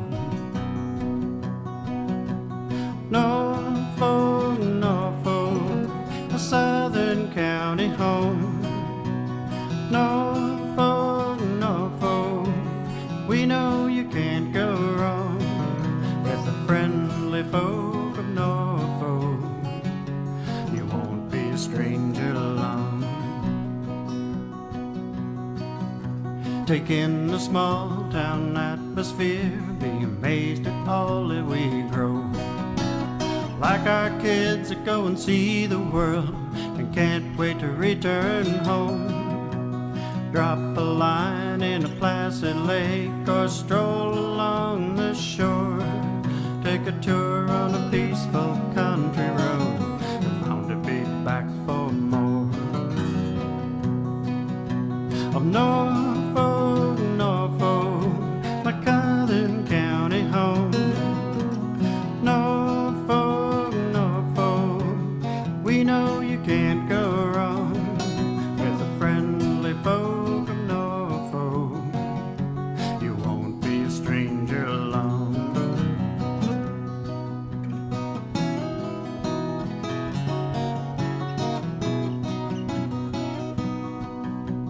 With hard work we built a dream that only willing hands could do.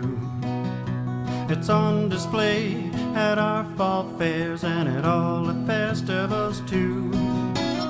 Erie beaches, Carolinian forests, where the flower and dogwoods bloom. Patchwork fields and rolling hills, it's just the place for you. Norfolk, Norfolk, a southern county home. Norfolk, Norfolk, we know you can't go wrong with the friendly folk of Norfolk. You won't be a stranger long. Norfolk, Norfolk, Norfolk, Norfolk, you won't be a stranger long. On a strip of sandy soil lies a county called Norfolk. It's Ontario's south coast, you know, and it's surely not remote. If you pass through or spend a day or decide to call it home, you'll see why we love it here and are proud to call it our own. Norfolk, Norfolk, a southern county home. Norfolk, Norfolk, we know you can't go wrong with the friendly folk of Norfolk. You won't be a stranger long. Take in the small town atmosphere, be amazed at all that we grow. Like our kids that go and see the world and can't wait to return home. Drop a line in a placid lake or stroll along the shore. Take a tour on a peaceful country road, bound to be back for more. Well, I gotta wait till they're here. I need a mover and a seconder to open. Mayor and Taylor. All in favor? Sorry? Okay. Yeah, gonna read it? Sorry. Through the chair. Talk about it. Go ahead. Through the chair, there are two motions to be read in open session from closed session. The first is that staff report ECS collective bargaining mandate for International Association for Machinists and Aerospace Workers, Local Lodge 103, 2020 and beyond be received as information and remain confidential, and that Norfolk County Council authorize the Director of Human Resources to negotiate a collective agreement with the IAMAW Local Lodge 103 as outlined within the confidential report. Let's try it this time. All those in favor? Thank you. The next one, okay? And the second is as follows, that staff report CS 1927 emergency program management appointments be received as information, and that council hereby appoints the following people to the emergency management program committee to act as chairpersons of the various sector committees for the terms indicated. Jason Godby for the position of chair municipal infrastructure sector, term immediately until November 30th, 2021. Trevor Meisner for the position of chair municipal services sector, term immediately until November 30th, 2021. Janet Blackburn for the position of Chair, Marine Services Sector, term immediately until November 30th, 2021. Adam Biddle for the position of Chair, Land Resources Sector, term immediately until November 30th, 2021. And James Robertson for the position of Chair, Emergency Services Sector, term immediately until November 2021. Have the, okay, you go ahead. I can do it too. Go ahead. Okay. The staff reports were moved by, the first one was moved by Councillor Rabbits and seconded by Councillor Taylor, and the last recommendation I read was moved by Councillor Rabbits and seconded by Councillor Huffman. All those in favor? That is carried. We are going to take a short break, sometime probably at somewhere around 5. Okay?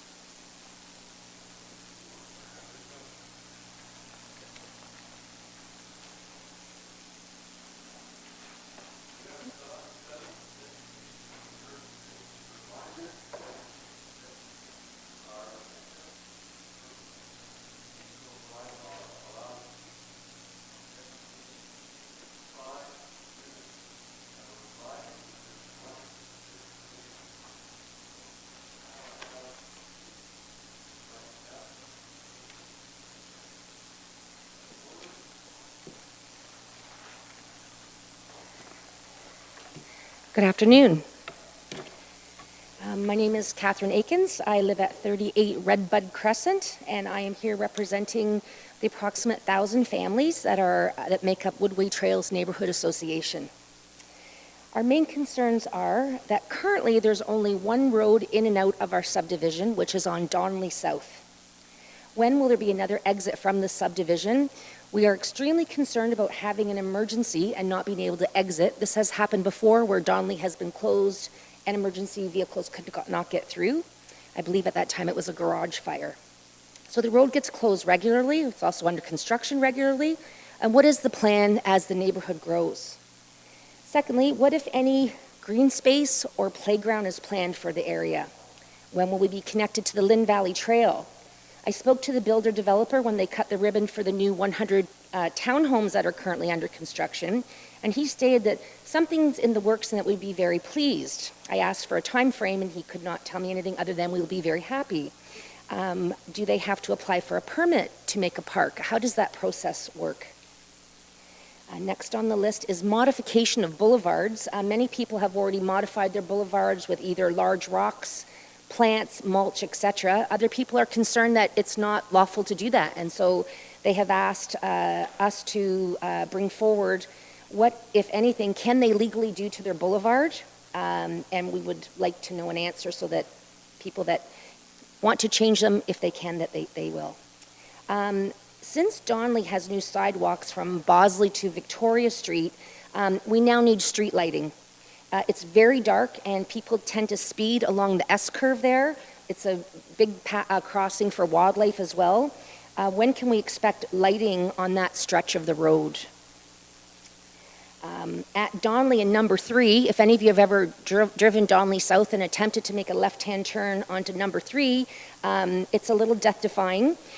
Is there any way that we can have a study done or something can be done to determine if a light could be installed or moved to the corner of Donley and number 3 so that we can easily make a turn there? And lastly, parking is a concern in the neighborhood, especially on Basswood where there are many duplexes. Could we consider a one side of the street parking or alternate parking? It is very congestive and we fear for the children playing in the street and also emergency vehicles getting through. Do you have any suggestions? Thank you.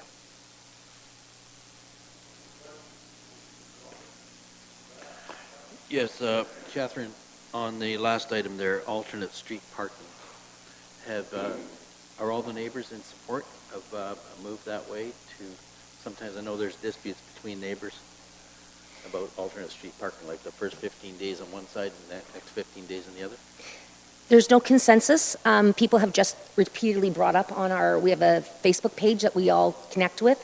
And so the concern is that the majority of the small children in the neighborhood tend to live on Basswood. I mean, they're all through the neighborhood, but there's a lot on Basswood. And because so many people are forced to park on the street, children playing in and out of the vehicles, it's extremely dangerous for them. I think any offer that would make sense, that would be safe, would be received. Thank you. Thank you, Mr. Chair. Through you, thank you, Catherine, for appearing before us tonight. We do have a long laundry list of questions that I think are relevant and worthwhile asking and directing towards staff. And if the chair would allow it, I would like to parlay through you to ask our staff some of these questions, or at least get a head start on getting some answers. And if Catherine can stay at the podium, perhaps she can provide some clarity if that is required. The first one is about as the neighborhood is growing and second point of egress. I'm not aware of when a second road allowance would be opened. I do know that we have plans tentatively for a recreational hub to be built in the vicinity. I know that past discussion was talked about a second road by St. Joseph's School and going into Oakwood Cemetery. I don't know if that is an option down the road, but I was wondering if I could ask our Public Works team to comment on that first question. Or if we could close it and always save staff questions till after Catherine's left the podium, but we may be calling her back up, so I just looking at how we're going to move forward. If I could just make a comment, I think that part of the challenge is we don't have anybody here from the planning department this evening. And I think it's not so much as a public works road, that's an issue in terms of I complain about site plan control all the time. This is the reason that site plan control was really created by the provincial government, to ensure that municipalities weren't left holding the bag for things like sidewalks and lighting and so on and so forth. And as a result, typically municipalities keep a hold back from the developers, that they don't pay them back until all of the requirements have been met. And I think this question just came up recently, maybe 2-3 weeks ago, from Port Dover, was it not, with the mailboxes, I think? And same thing. So the question to staff then was, what sort of leverage do we have over the developers? And I think that's what you're getting at, to ensure that this is done. Unfortunately, we don't have anybody here right now, so I don't think there's going to be someone that's going to be able to answer that question. But on a really exciting news front, we have just hired a new interim director of planning, and I am so excited about him coming to Norfolk County. I think that he's kind of just a blessing that has dropped from above. And I think that over the coming sort of weeks, I know that one of the things that he has talked about doing, as well as our county solicitor, was potentially some sort of training sessions for council and so on. And I think if we have a more generalized discussion at some point in the near future, once he gets settled in, so I can't say it's going to be tomorrow, but that we'll be able to ask those questions. What are we doing to hold these developers, feet to the fire and ensure that this stuff gets done? I think that's about the best answer that we could probably. Thank you for that response. Well, with that in mind, we do have some low bench strength here for our Development Cultural Services Department. Many of these questions are more appropriately directed towards them, but unfortunately, we don't have anyone here that's present tonight. Unfortunate the timing of your deputation in that regard, but I imagine that we can endeavor to pass that along to the appropriate party. We do have a new staffing announcement that I've received very recently, and I don't know if it's public knowledge or if it's just within Norfolk County. It is. So we've had Michael Sullivan, who will be joining us in an interim role or an acting role as the manager of our Development Cultural Services Department. So I think it's prudent to forward each and every one of these questions just for a response.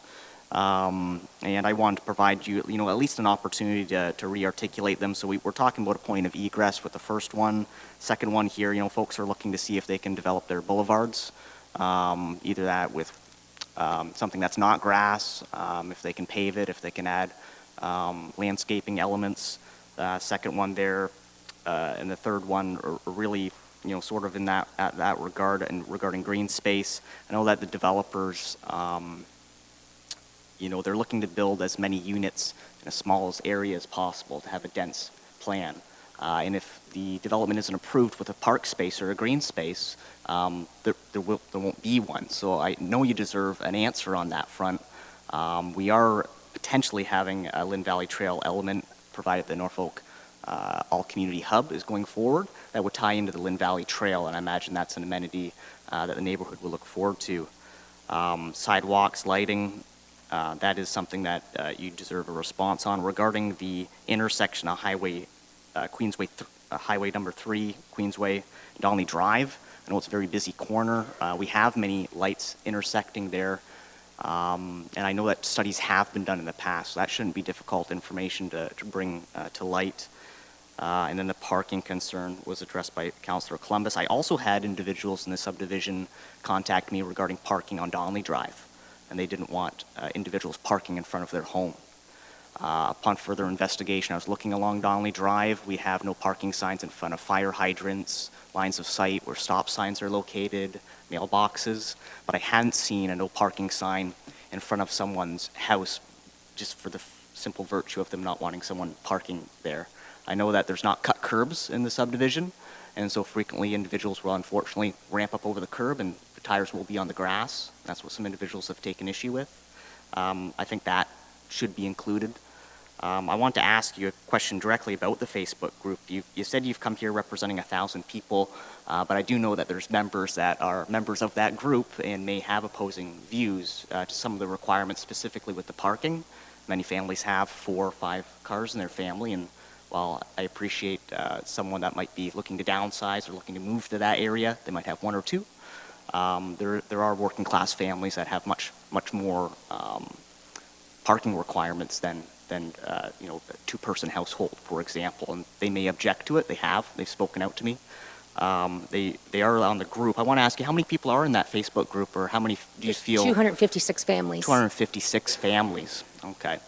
And again, I know many of those individuals are looking on that just to keep up with the news in the community. I appreciate you forming an association. It's good to get organized, and it's good to get ahead of these things.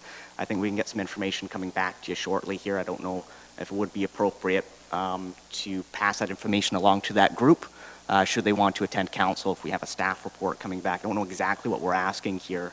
Catherine, you're going to be our main point of contact on this. I guess we'll entrust you to disseminate that through the Facebook group and to all the parties that are engaged so far.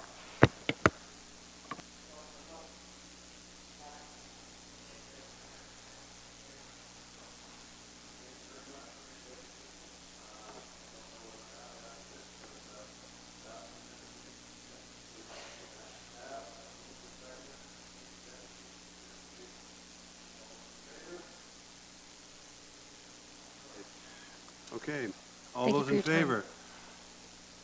Do we have a mover and a seconder? Did we get that? Okay. Rabbits and Taylor, all those in favor? That is carried. Moving on. We'll get it right yet. Now, I invite Joe Soff, and I'm hoping I'm saying this correctly. Actually, it's Joe Schaaf, okay. Sorry. That's okay. ALUS, you have 5 minutes. We'll go. Okay. Good evening, everyone. Thank you so much for having us here tonight. My name's Steph Giles. I'm the program coordinator with ALUS Norfolk. Unfortunately, my colleague Joe couldn't make it, but I'm joined by Cynthia Toswell. She is a member of the Partnership Advisory Committee and on our board of directors. So the reason we're here tonight, we'd like to give you guys a little bit of an overview of the ALUS program for those who aren't familiar. And for those who are, we'd like to bring you up to speed, give you some updates, and to thank you for your continued support of the program. So what exactly does ALUS do? Essentially, we work with farmers to help them manage restoration projects on their land. Our vision is that we want to create a healthy landscape that sustains agriculture, wildlife, and natural spaces for Canadians.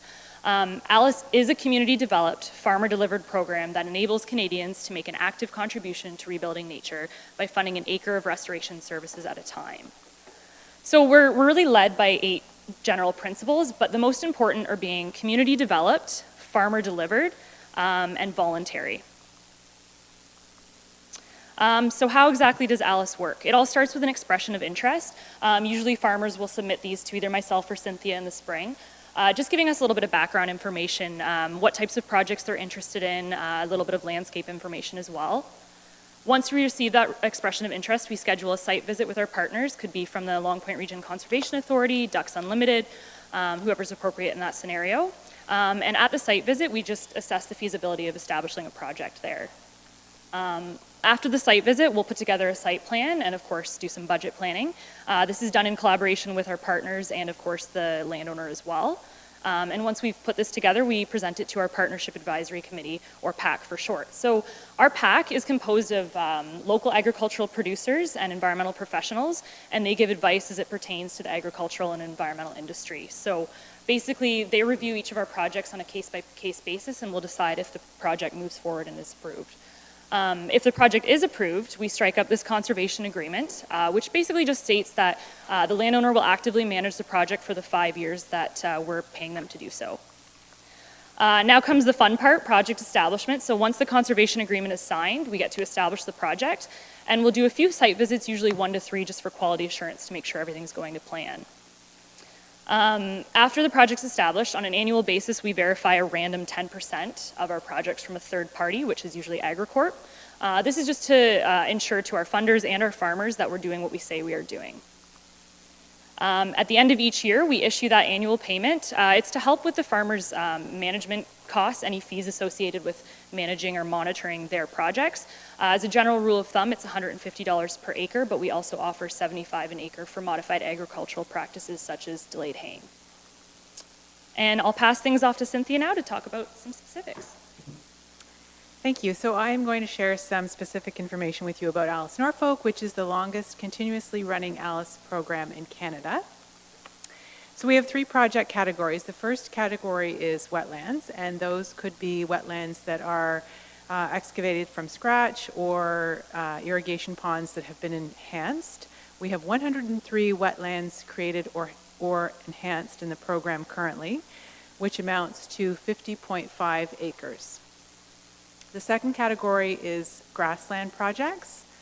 We currently have 294 grassland projects in the program, which amounts to 818 acres. And grassland projects can include cool season or native buffers, cool season grass waterways, but the most common project type within the grassland category would definitely be block plantings of native tall grass prairie in the form of restoration projects. The third project category is reforestation, and we currently have 319 reforestation projects in the ground, which amounts to 636 acres. And reforestation can include treed wetland buffers or upland block plantings or windbreaks.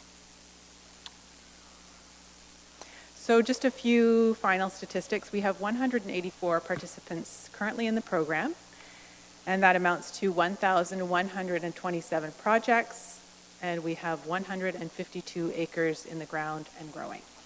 Sorry, 1,521 acres and growing. We have 1 minute left. So going forward, one of our major goals is to continue collaborating with other organizations. And finally, I would like to say a big thank you to Norfolk County for letting us speak this evening, but also for the donation of our office space. That's a photo of the medical center on the right in Port Rowan. We are currently located in the basement of the medical center, and also for the use of the county's GIS mapping system, which is extremely valuable to our program. Thank you very much. This time I welcome any questions for either Stephanie or myself. Mayor Chop. Thank you, Mr. Chair. Thanks very much for coming. That was awesome. Just a little bit of a question. Is there a greater concentration in Norfolk County than acre-wise as compared to the rest of the province? So we are the longest running program. I'm not positive if we have the highest acres in Ontario, but I would say it's probably pretty close. We definitely have the highest amount of projects. The program's actually nationwide now, so out west they have thousands of acres in the program, but it's a bit of a different structure there. It's actually municipally run. But I'd say that we're the largest program in Ontario. I just asked because as we're putting together the funding application for the hub, we were talking about what are the things that sort of Norfolk County has done for climate change initiatives and so on. And when we look at our buildings within Norfolk, we are not, the most advanced out there in terms of what can be done and what should be done in the future. But then I was having a conversation with somebody else, and they said, well, what about Nanticoke? I mean, who's done more for climate change than, shutting down a coal plant and so on? And I thought, wow, that's a really great point. And then listening to your presentation, I was just thinking about Val, who's working on the grant application, and I thought, here's another really amazing initiative actually that perhaps should be maybe included in that project and blended in. All good things start in Norfolk. Thank you. Councillor Columbus. Yes, so what is your annual budget for Norfolk ALUS?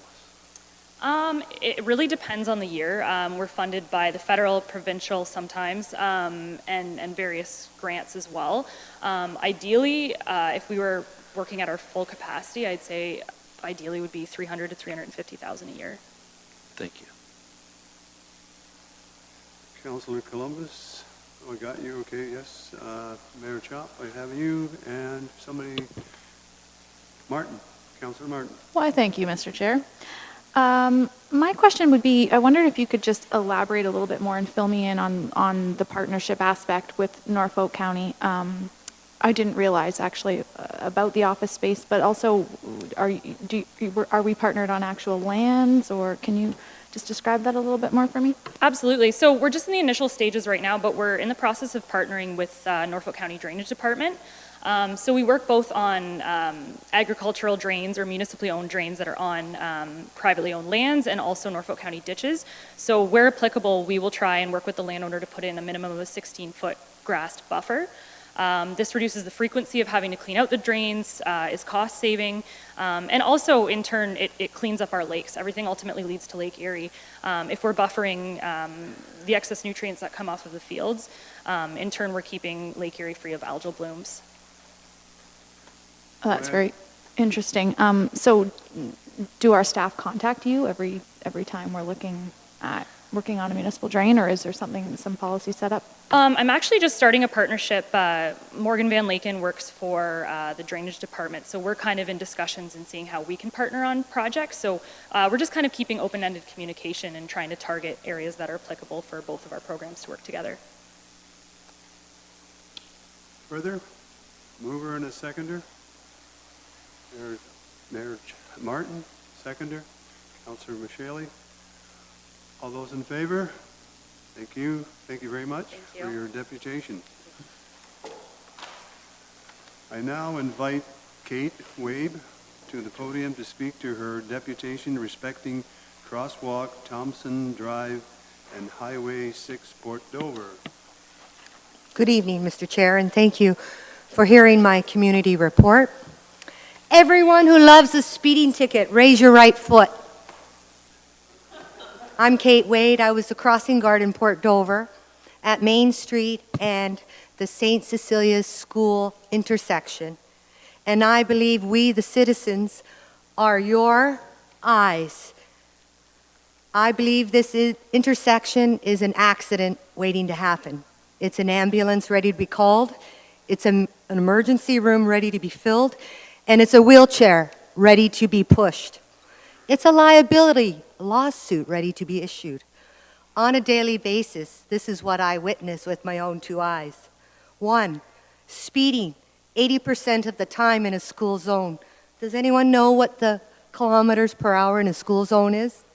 2, illegal passing on the right in a right turning lane. 3, vehicles running the amber and vehicles running the red lights. 4, turn signals not being used. 5, cell phones being used every single day. As a result of all of these, each day there were close calls. Close calls being either a vehicle accident or a vehicle and a pedestrian accident. Many members of the community would stop by to tell me their stories of their close calls. Now I have my own story of close calls. Not only is this a busy intersection, it's also lacking many safety features. It's missing 1 walk signal. There are 4 posts, but only 3 signals. It's missing a stop bar and a painted crosswalk. One street has no markings whatsoever.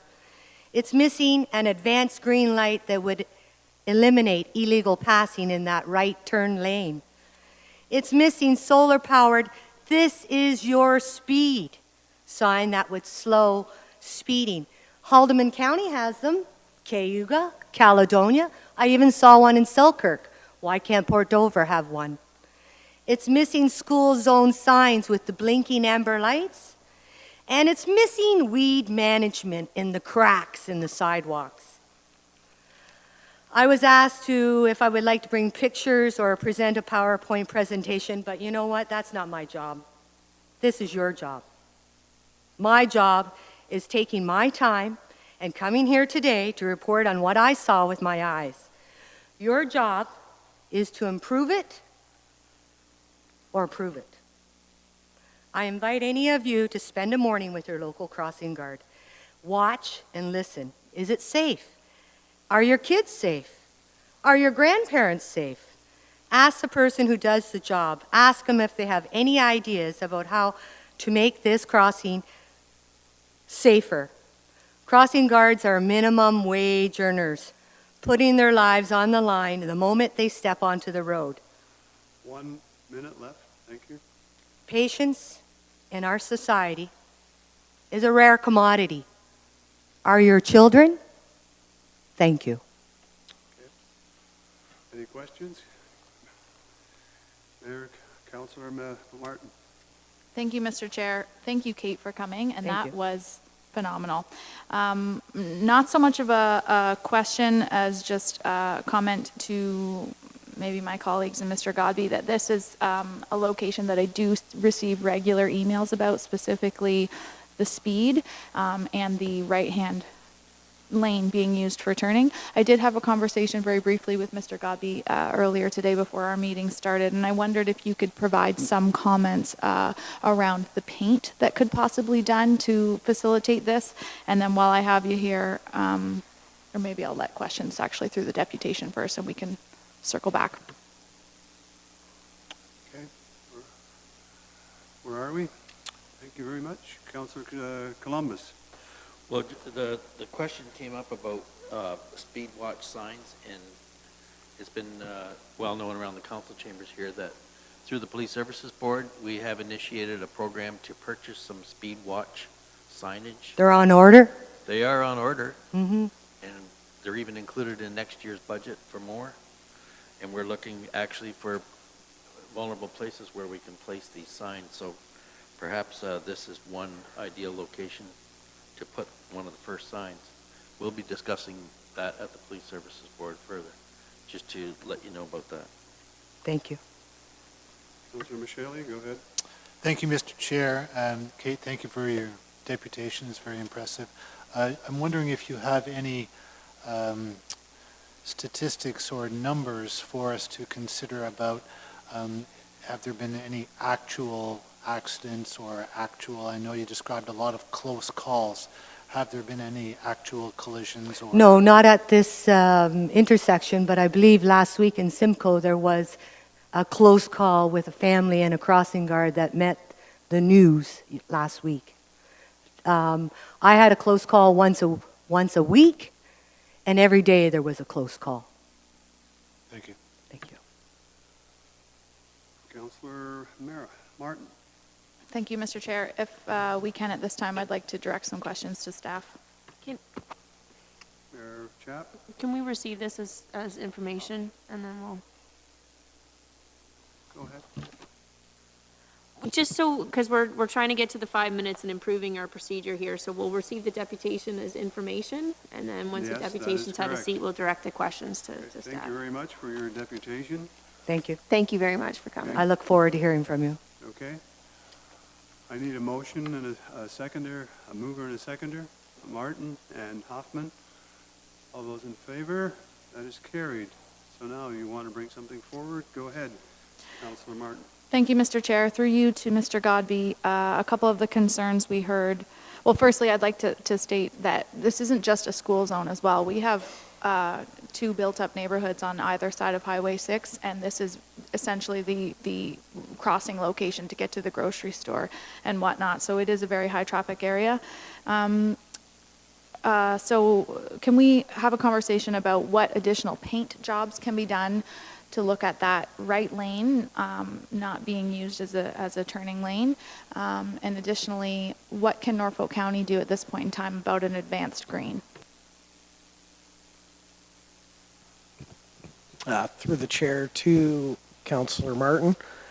With regards to the painting, one of the issues that we've had across Norfolk County this year with getting some of the paint work done is we had gone out to tender twice and for that work, and both times received no bids. So in an ideal world, we would have already had that intersection repainted. At least the existing crosswalk painting would have been refreshed and a lot more visible than it is. That being said, we have been able to get a hold of a contractor who's been able to do some very minor amounts of painting for us. They've been able to fit that into our schedule. So I've already had a conversation about this particular location with our roads department. They were going to reach out and see if this is another location that we could get put on a priority list to at least get done this year.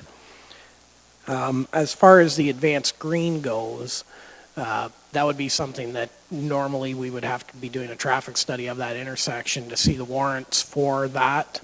And then we would also need to look at what, if any changes may need to actually be made to the intersection itself and or the traffic controllers that are in place. So that being said, that is something I can look at. There's usually traffic studies done whenever there is a neighboring development that goes on, so we can work with our friends in planning to see what they may have in their files to see if there's something that can be further done there. Okay, do you need direction from council for a traffic study, or that's something you can undertake yourself? Through the chair to Councillor Martin, council could provide that direction if they choose. The issue being, I can't tell you right now whether we have money in this year's budget to do that. So I would say if you leave it with me, let me go back and see what we do have, and I can report back to council what the current state of things are, and then if you so choose to need to provide that direction, then we can deal with that at the time. Okay, that sounds good. If I can back up to your comment about paint, I think that we're not necessarily solving the problem if we just lay a bolder coat of paint down. That right-hand turning lane is habitually my entire life been a right-hand turning lane when it's not a right-hand. Sorry, it is a right-hand turning lane. It's used to bypass cars, and that's so refreshing the paint I don't think is going to help. I don't know if there's something else that can be included in that, just an FYI. And then solar-powered school signs. Is that something that the municipality undertakes, or is this something that we should be discussing with the school boards? Through the chair to Councillor Martin, this is a new one to me. I do not know, but I will gladly find that out. I cannot think of a location across the county where we have that type of flashing light signage in place. Perhaps maybe on Queensway in Delhi by the high school might be the one location where there is the flashing light, but we can definitely look into that. Okay, thank you. So I'll leave it with you that we'll hear regarding paint, traffic study for an advanced green, and feedback on signs, as well as some comments from police services with the solar-powered speed sign. Thank you. Good job. Thank you, Mr. Chair. Just to follow up on that, is there a legal requirement that we do a traffic study in order to change a traffic light? Through the chair to the mayor, no, I do not believe there is a legal requirement for it. It is usually based on best engineering practices to make sure that it meets all the requirements that way. I get that when it's something that's like borderline, maybe one way and maybe another way, but we're looking a minimum of $8,000, if not more, for a traffic study, I would say, at that intersection, probably on the higher end since we're a municipality bidding on it and going through a whole big process. I just don't see why we couldn't actually sort of direct to, if we have a policy to not adhere to it in this case and to go and make the change to the light. I mean, anybody that's driven there can see that you would benefit from a left turning lane.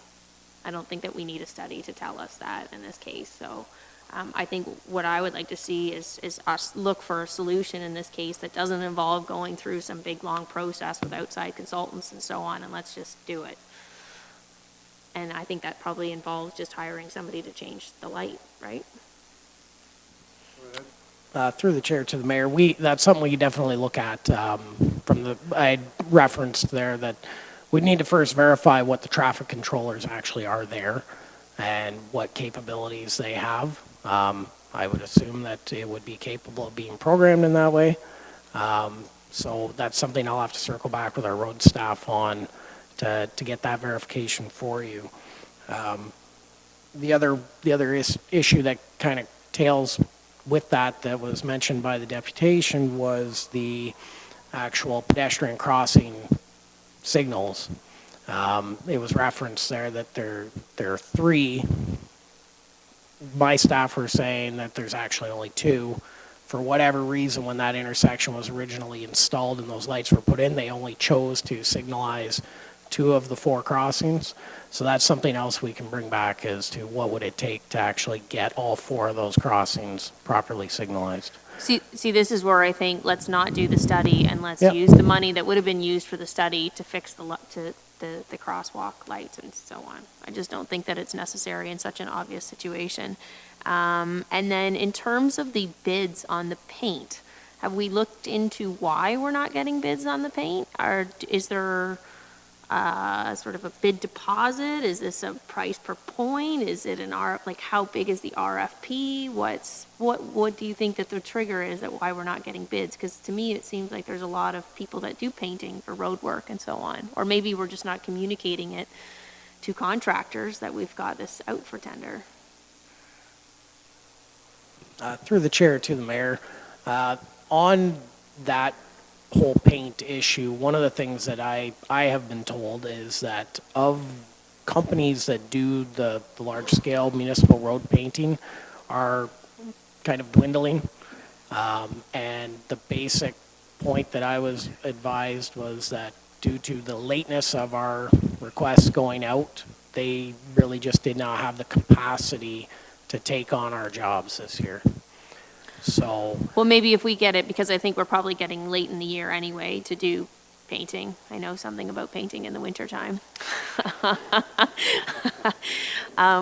So maybe we can make sure that that's ready to go now, even with a long period to be able to bid on it, so that as soon as spring comes and people are able to paint, that we can get that taken care of. At the same time, it's funny because somebody actually had sent me, and I was going to have him come to council at one point and speak about this, but there's this city that did the most unique crosswalks, and it almost looks like they're 3D sort of images that have the raised bars across. And when we were talking about the crosswalks in Simcoe and the capital budget, I thought it might be a unique thing to do there, and I wished in hindsight that I had brought it up, but I forgot all about it. And he sent me a message, and so this might be an opportunity actually to maybe go and try something sort of unique and different there that's a bit eye-catching and makes you slow down just because it's, so different. So anyway, I'll get that to you. You can have a look. Councilor Columbus. Yeah, Jason, this gives me a lot of concern, the fact that we haven't been painting these lines. And, right now we've got real long nights, a lot of darkness starting now. And are we not going to get our roads painted? Because the other day I drove for quite considerably in the heavy rain, and it took me a long time. The line on the center of the road and the side of the road wasn't even hardly there. Are we not going to get those painted before the winter actually sets in? through the chair to Councillor Columbus, at this time we do not have a contractor in place to do the bulk of the line painting that we would normally do every year. When we do come across any of these issues, if there are places that anyone identifies as being of significant concern, we can have a look and try to do what we can do to get that area at least done. But even then, those contractors have not provided us any assurance or any guarantee that that we are their priority at this time, because they have other work scheduled in other municipalities. I know at one time we did have our own painting machine. Maybe it's time that we look at that again and perhaps contract other municipalities to do their work. I'm kind of really shocked to hear that we that we got rid of it, and now we are stuck without having the proper lineage, creating a liability for us. Going back to the crosswalk, I was in Aylmer, Ontario, and Tillsonburg, and they have arms that come out over top of the crosswalk with huge signage across them. Have we ever looked at improving our crosswalks, especially where students are crossing, with these arms that come out? I've got a picture of one on my phone I can show you. Through the chair to Councillor Columbus, I can think of at least one or two locations that you're speaking of where I've seen those overhead signage. From my understanding, that has not been looked at here in Norfolk County. That is not to say that it cannot be done.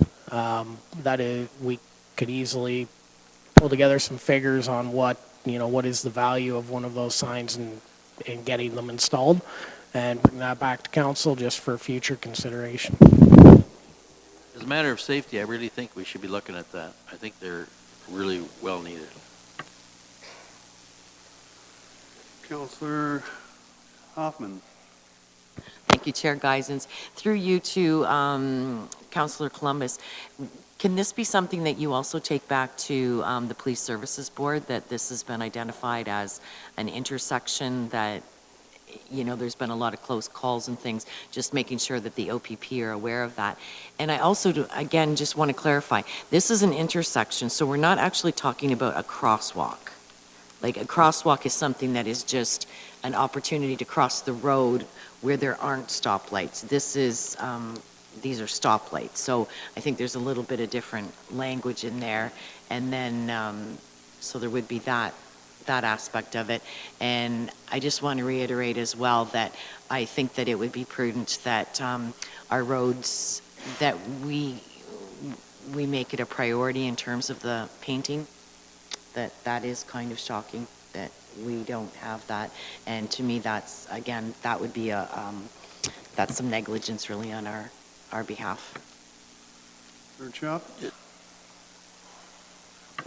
wanted to comment about the Police Services Board and the signs, is that actually the chair, Mr. Trevally, has ensured that with these mobile speed signs that it actually, the say as to the location is going to fall to the Police Services Board, so that we will have input in where they go throughout the community, which is great news.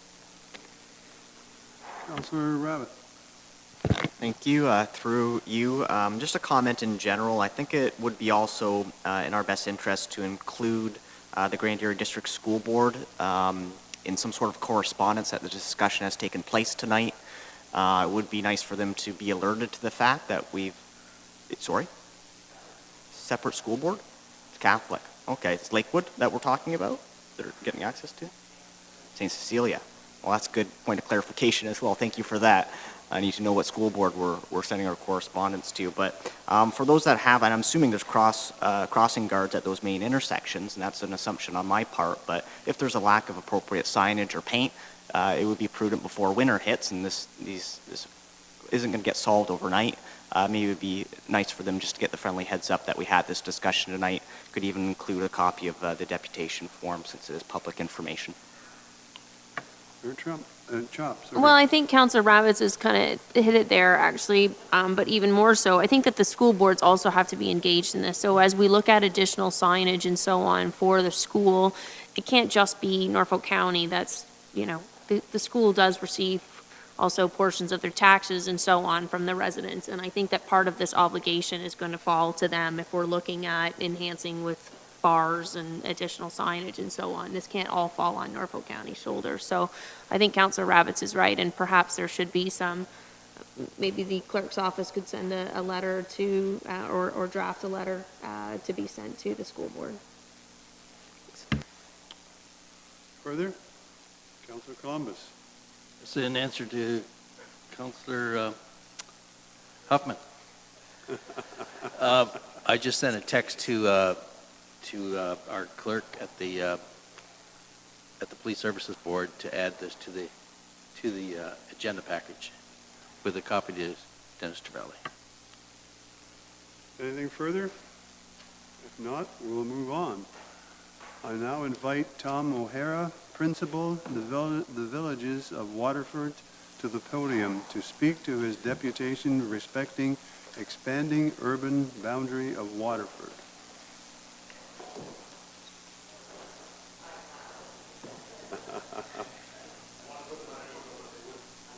Place to hold them, so.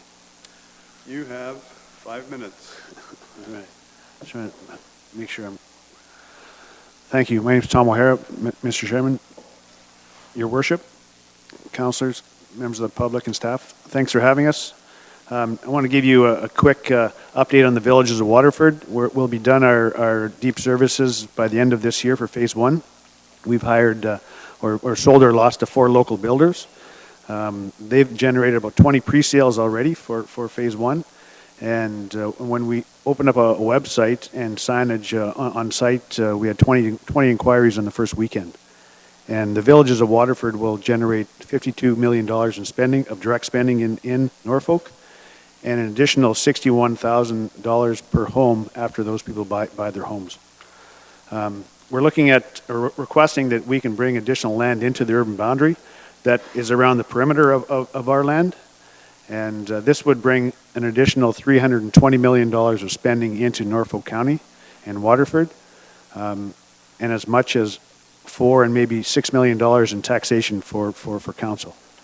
We really want to impact Waterford and Norfolk County's economy and also build affordable homes.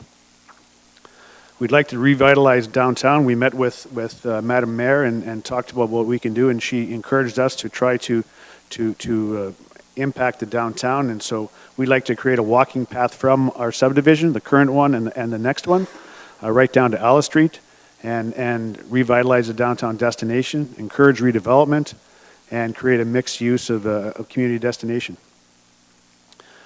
And I'm sure you're aware that there's an 18-year backlog right now for affordable housing in Norfolk, and we'd like to have some creative builds and use some creative building methods, and also create some secondary suites in the basements for those single parents or people with less than a large amount of income, so they can afford a new home.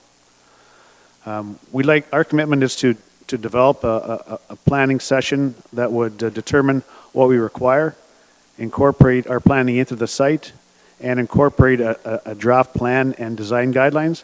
And we're one of the first developments at the Villages of Waterford to have a design guidelines, and we asked for input from planning department as we develop those. And we're going to commit to a portion of the construction as affordable housing.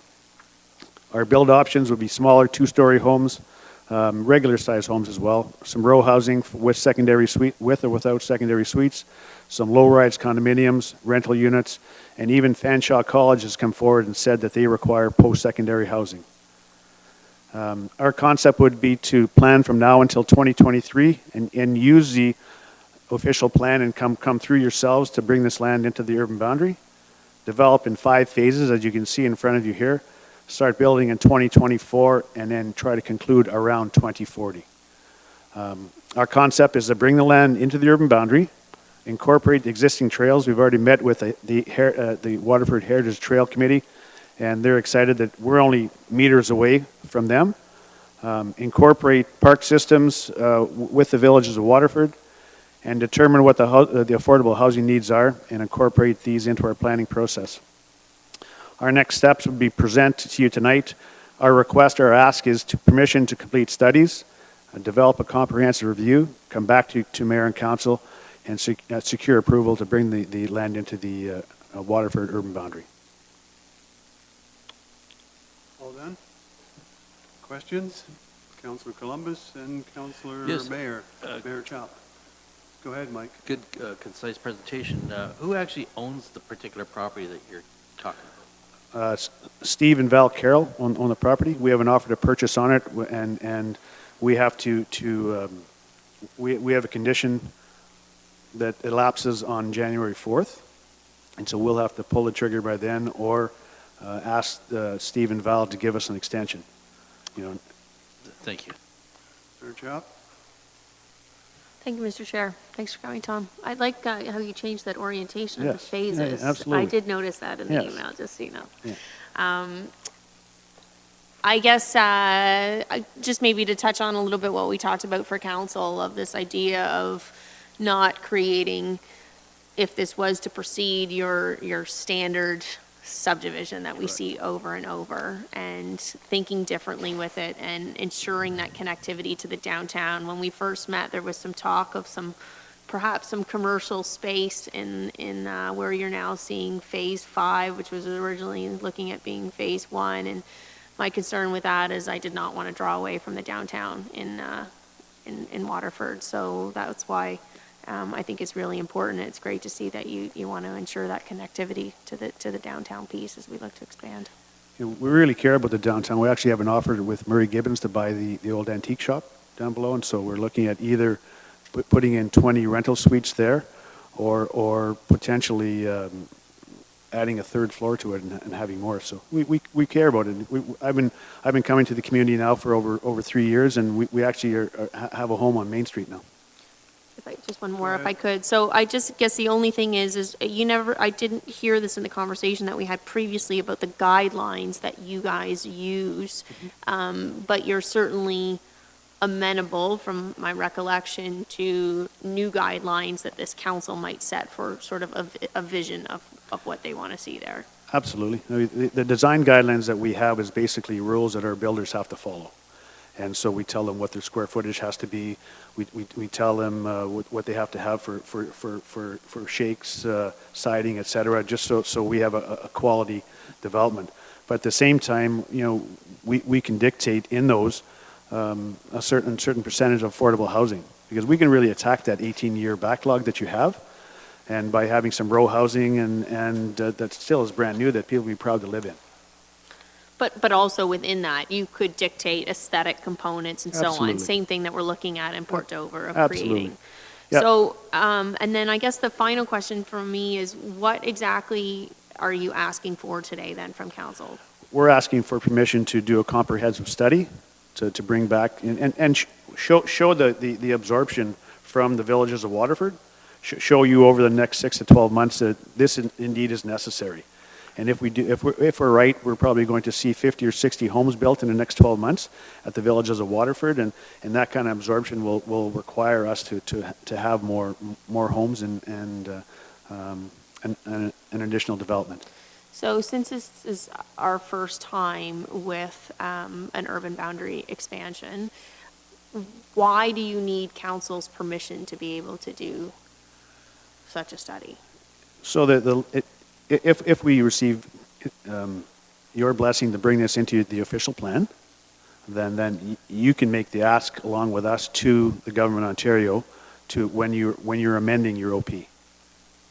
So right now. But tonight you're not asking us to amend the official plan. You're asking not. to be able to do studies. So I guess this is just, why do you need council's permission to be able to do a study to show that when you come forward and ask for that urban boundary expansion? But I guess, we have our elected official here and the rest of you that are representing Norfolk. If you say to us, hey, look, this is a pipe dream, it's not going to happen.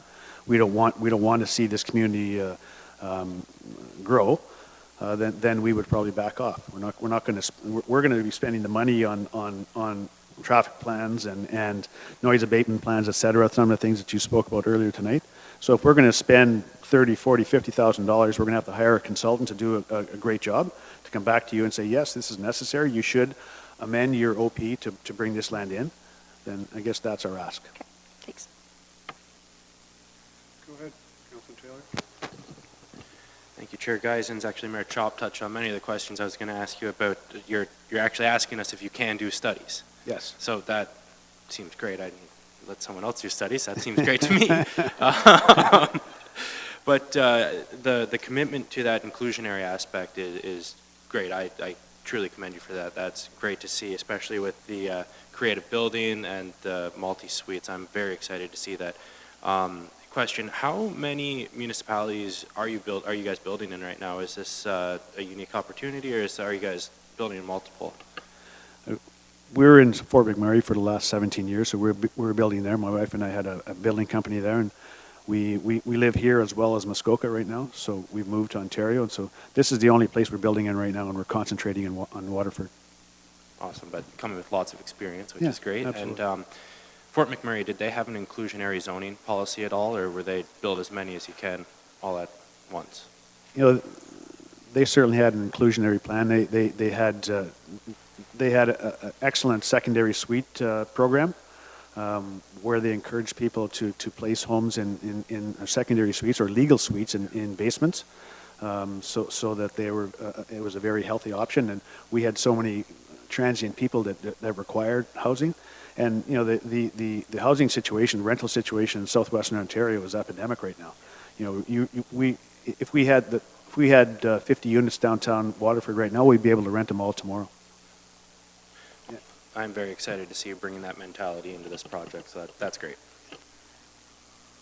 Further, Councillor Hoffman. Thank you, Chair Geisens. I just want to say thank you very much for coming today. And also, I mean, this speaks to the vision that I've had for a number of years for Waterford, and in terms of that inclusionary piece, is that looking at building communities as opposed to subdivisions. And so when you're looking at the variety of housing options and the connectivity to the downtown and to the trail and things like that, it's you're preaching to the choir here. And I want to thank you for choosing Waterford. It's a good choice, I have to say. You have to thank Murray Gibbons for that. Murray encouraged us to come, and it was a great opportunity for the villages of Waterford. And we've been keep looking around, and we've got 3 or 4 other places there that we're considering. So I really like the community. I think it's great. And you know, on the urging of the mayor, we generated, or we really concentrated on pushing people downtown. And I think it'll be positive for us moving forward. Further? Thank you very much. I will need a mover and a seconder. Councillor Columbus, Councillor Taylor. All those in favor? That is carried. Moving on. Question. Now we invite, sorry? Sorry, Go just some ahead. questions for Go staff ahead. before, if we can. I guess, Jason, in terms of servicing in Waterford, before we end up with another situation that we can't accommodate, how are we looking? Through the chair to the mayor, I don't have those numbers right off the top of my head, but Devin Hunter and I did meet with Mr. O'Hara earlier this week or the end of last week, I can't remember, and discussed these types of things. And you know that the sooner we know what kind of needs there may actually come out of a development of this size, we'll be able to look at what those impacts are. One of the unique things that we had talked about with Waterford is the fact that wastewater treatment facility, for example, is kilometers down the road. And therefore, it's actually pumped there through a force main system, which means there's pumping stations involved. So all these aspects of the entire sanitary sewer treatment system and conveyance system need to be looked at, as well as the water system. And really, until we have at least a better rough idea of what's going on in the site in that area, it's hard to comment specifically on what the impacts will be on our facilities, because we also have to take into account all the other ongoing development activities. All of that being said, Devin and I will continue to work with Tom to keep an open dialogue on this so that there is not anything sneaking up on us as it relates to developments in Waterford. I think that's the biggest piece here. I think it sounds like there's support from council around the table to pursue, you know, looking at this. But we have to be sure. We have 34 million that's going in for Simcoe wastewater treatment plant, 18 million in Port Dover. I have developers that are screaming at me all the time in Port Dover, and I feel for them because they purchased that land and assumed that this was all going to roll along, and we can't have that situation happen again, and we can't make promises for infrastructure that we don't have and that we're not going to have the money for some time. So I think it's just ensuring right from the get-go those future projections are done right and accurately, and a realistic sort of, this is where we sit with our water and wastewater, and this is how it's going to be impacted. So before council could ever consider approving an urban boundary expansion, we need definite concrete numbers on all of that. Further, I guess we will move on. I now invite Mary Weber to the podium to speak to her deputation respecting Hastings Drive shoreline protection and road repair. You have 5 minutes. Okay, Chairman, Madam Mayor, and councillors. For the past 3 years, this council and the previous one has seen me stand here and plead with you to allow shoreline protection work to be done on Hastings Drive and Long Point, specifically along the 48 county-owned lots along that road. In July 2017, private property owners spoke before the Long Point Regional Conservation Authority, who allowed posts and rock to be installed along the shoreline to protect properties. The private property owners complied, and applied for the necessary permits and did some degree of shoreline protection. At first, even though they had a valid permit for 2 years, the county did nothing to protect their properties from serious erosion. This in turn affected adjacent private properties. That is until this past summer. In July, this council voted to finally act on their permit, be a good neighbor, and put in some shoreline protection in the form of pulling back rock that had washed into the lake, as well as add rock and cement block chunks that had been stockpiled at the 45-yard. Your budget of $10,000 and the hiring of Brad Dedrick saved Hastings Drive. I'm here today to say thank you. Thank you for listening to the concerns of the property owners along Hastings Drive. Thank you for stepping up and being a good neighbor, and by protecting your properties, you protected ours. Thank you for using common sense and realizing that a little can go a long way. In the past, during a storm and rough wave action, the lake water would crash onto Hastings Drive at the locations of the county-owned properties and actually pull the road material back into the lake. This resulted in major washouts, sometimes to the degree of the road not even remaining 1 lane wide.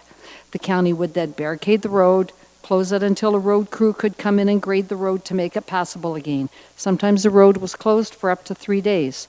The washing out of the road was bringing the lake edge precariously close to the marsh edge, which would have effectively connected the two bodies of water, and Hastings Drive would have been lost forever. After Brad Dedrick pulled back the existing rock from the lake, many truckloads of cement rubble were brought in to make a rock berm, which is 5 feet high in places. The work was started on August 28th, and the first big storm on October 23rd, while flooding the road, did not wash away the road material. The water receded the next day, and the road was immediately passable. On October 25th, the road was dry, flat, debris-free, and intact. Sunday, October 27th, saw another large storm along the lakefront.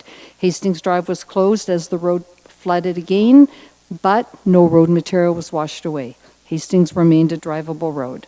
Thursday, October 24th, as you are all well aware, brought the storm of the century. Massive flooding occurred all along the Lake Erie shoreline. Long Point, including Hastings Drive, was flooded. Hastings Drive was closed. This time, many rocks were pushed by the strength of the water and littered the road, making it impassable. But, and this is a huge but, once the road crews came to grade the road, the portions of Hastings Drive where the rock berm is situated were found to be intact. No deep potholes, no trenches of water snaking through to the marsh, no washout whatsoever. The road was open the next day. One thing that we became aware of during this work on Hastings that there seems to be a disconnect between different county departments. While the roads department was aware of the work order for shoreline protection on Hastings, the engineering department was not. While replacing sidewalks in Port Rowan, the cement rubble was being trucked away to the 45-yard when it could have been trucked directly to Hastings at a savings, killing two birds with one stone, so to speak. This would have seen the unwanted old sidewalk cement disposed of and the rubble dumped along the county properties on Hastings, adding to the berm. It was only after Randy Mawhinney talked to Sean Van Ecker, who talked to the engineers, where the last 3 loads of concrete rubble were trucked directly to Hastings. Also, the storm of October 31st washed huge amounts of sand onto the causeway at the bend. This sand came from the beach. It should have been dumped back on the beach. Instead, the county trucked it away somewhere else. The LPRCA is always telling us that any fill we put on our properties has to be Long Point sand. Why then was this Long Point sand taken off the point? It would have been so easy, and again a common sense solution, to drive 1 kilometer up Hastings and dump it along the sand berm at the county properties to replace what the lake washed away through the night. 1 minute? Sorry, I hate to interrupt you. You have 1 minute left. Okay, thank you. It would be cost effective in the future to let any work crews be told of other works in progress. I recommend that this shoreline work be an ongoing project. It's working. It will be a lot less expensive than continually grading, repairing, and rebuilding Hastings after every storm. We need more rock there, as only half of the county properties were worked on.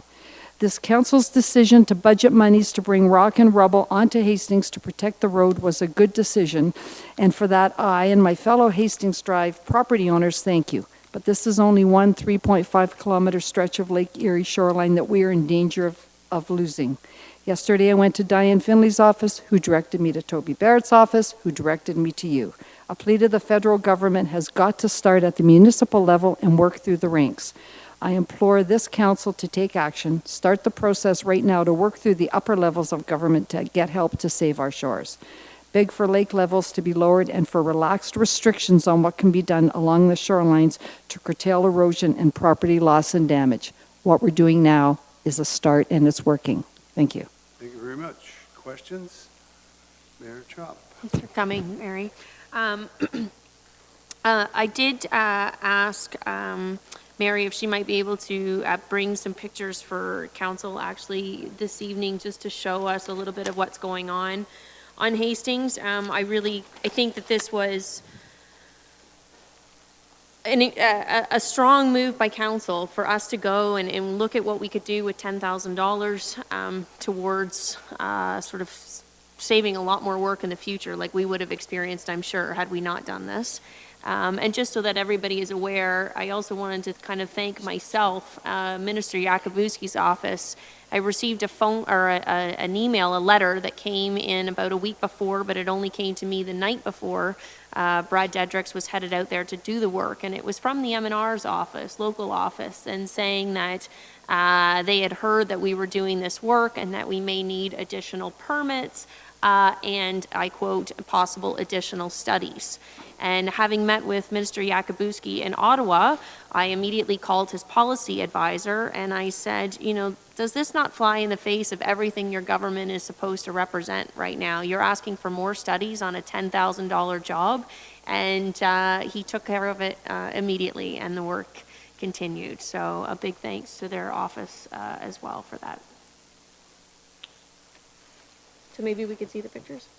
Do you want me to go through? Okay. I've got 20 pictures here, and the dates are in the bottom right corner. So this is looking east on Hastings Drive during not even a big storm, the water washing across the road. There's nothing to keep the lake from the road. I can't read my writing from here. I think this is in June. This is what the road looks like continually, or used to look like continually. Hastings Drive is a registered county road, and at one time this was in appalling condition. This is after road work has been done. You can see the rock berm along the side. Doesn't look bad. Hastings Road, it's a drivable road. The rocks are working, and the rocks were there. We've added rocks to it, but the rocks were there. At one time, years ago, county used to pull back the rocks, and then they stopped doing this. So this is just something we're continuing to do that used to be done.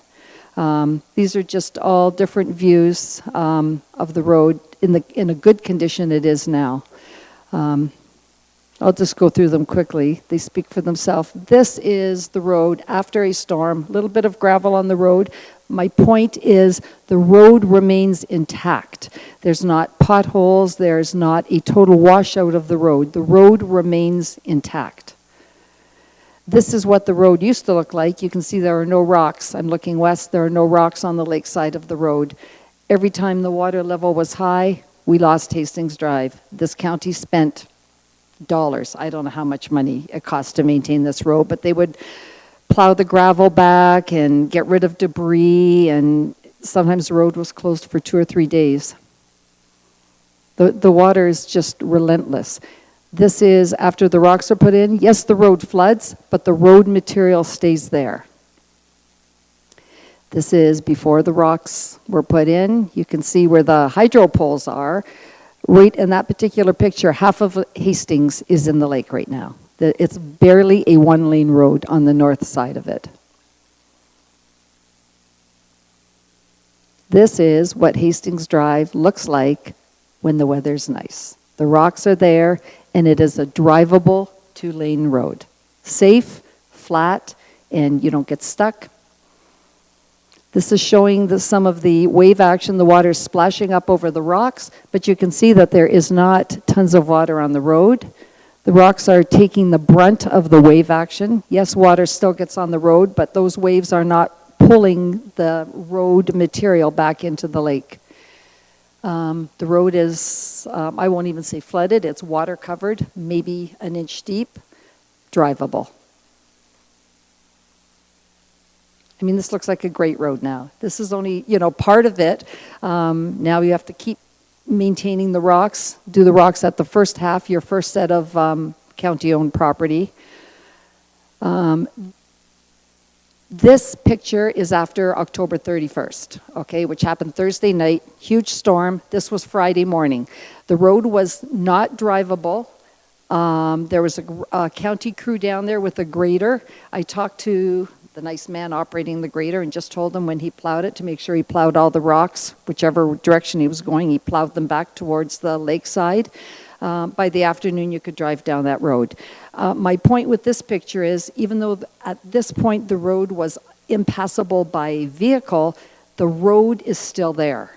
In the past, we've lost the road. So some trees have fallen on the road. That's something we can't do anything about. They cleared it out, but the road is still there. And that's what I wanted to show, that the rock berm that has been installed, for lack of a better word, along the south shore of Hastings Boulevard, or Hastings Drive, is doing the job. Thank you. Councillor Michele. Thank you, Mr. Chair. Mary, thank you very much for your deputation. It is just so nice to have somebody come and speak about Hastings Drive and give us such very good news. Thank you very much. For 3 years, I've been complaining and yelling at you guys, so I figured I should say thank you. Anything further?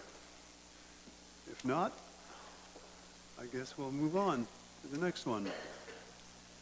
I know, sorry? Sorry? You're Michele and Councillor Michele, where am I here? Mover and seconder, Councillor Columbus.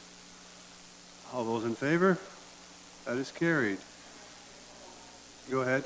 Well, we're on the topic of thank yous and Hastings Drive. I want to thank the Public Works Department and Sean Van Acker and the roads crew. I was stopped at Port Dover last night, actually, on my way home, and I was at the catch, and a very long time, their entire life, locals said that in all their years of having business down there in Port Dover, that they had never seen crews come in to do cleanup, and they said they were just amazed and so thankful that the next day the crews came in and did all the cleanup down there and stuff. So there was a lot of happy people in Port Dover, so thank you.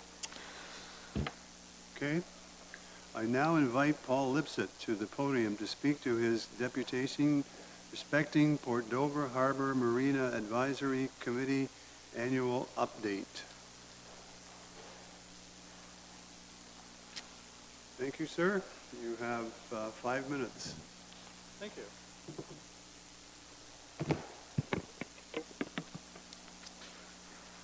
As I get set up here, I'm Paul Lipsett, here with the advisory committee for the Port Dover Harbor Marina. I have one slide that shows the Google Maps picture of our fine marina. I'd been told many years ago by a consultant that this little hidden gem in Norfolk County is equivalent to a 100-room motel. Kind of interesting that that kind of tourism and economic driver is hidden in Port Dover.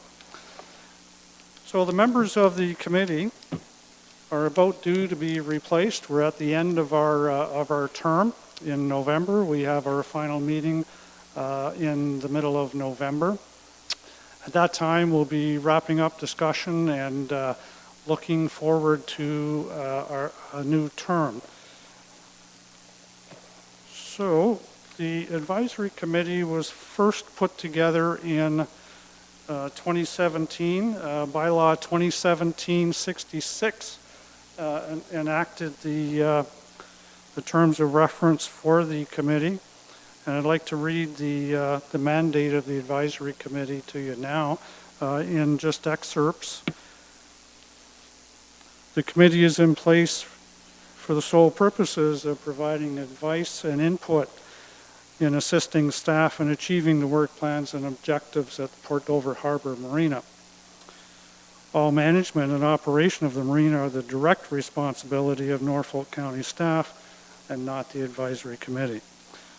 Now specifically, the roles and responsibilities of the committee are primarily to provide advice and input to the General Manager of Community Services for the preparation of their business plan for the Marina, to communicate and make recommendations to the County Council through the General Manager with respect to any issues and matters that might be arising from the Marina, to develop and implement a variety of mutually beneficial community partnerships by actively liaising with other organizations on behalf of the Marina.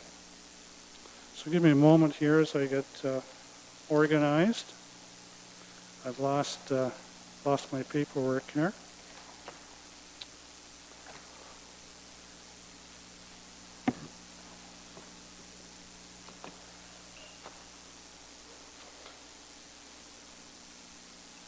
So it was just in 2017 that there was a discussion in council that reaffirmed that Norfolk County would continue public ownership and operation of the Harbor Marina, putting to rest a number of issues raised by the community activists about that.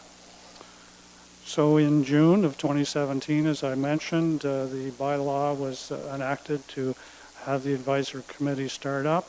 And it wasn't until after the new council, those of you before us now, that we gained some activity, and we had Councillor Martin join us with our committee.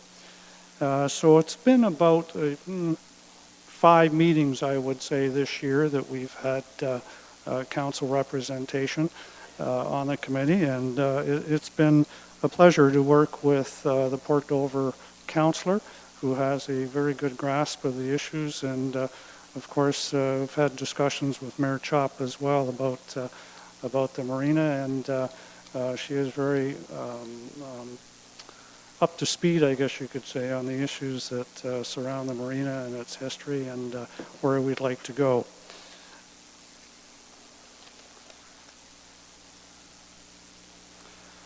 So during our term of 2018-2019, the advisory committee not only got its feet wet in understanding what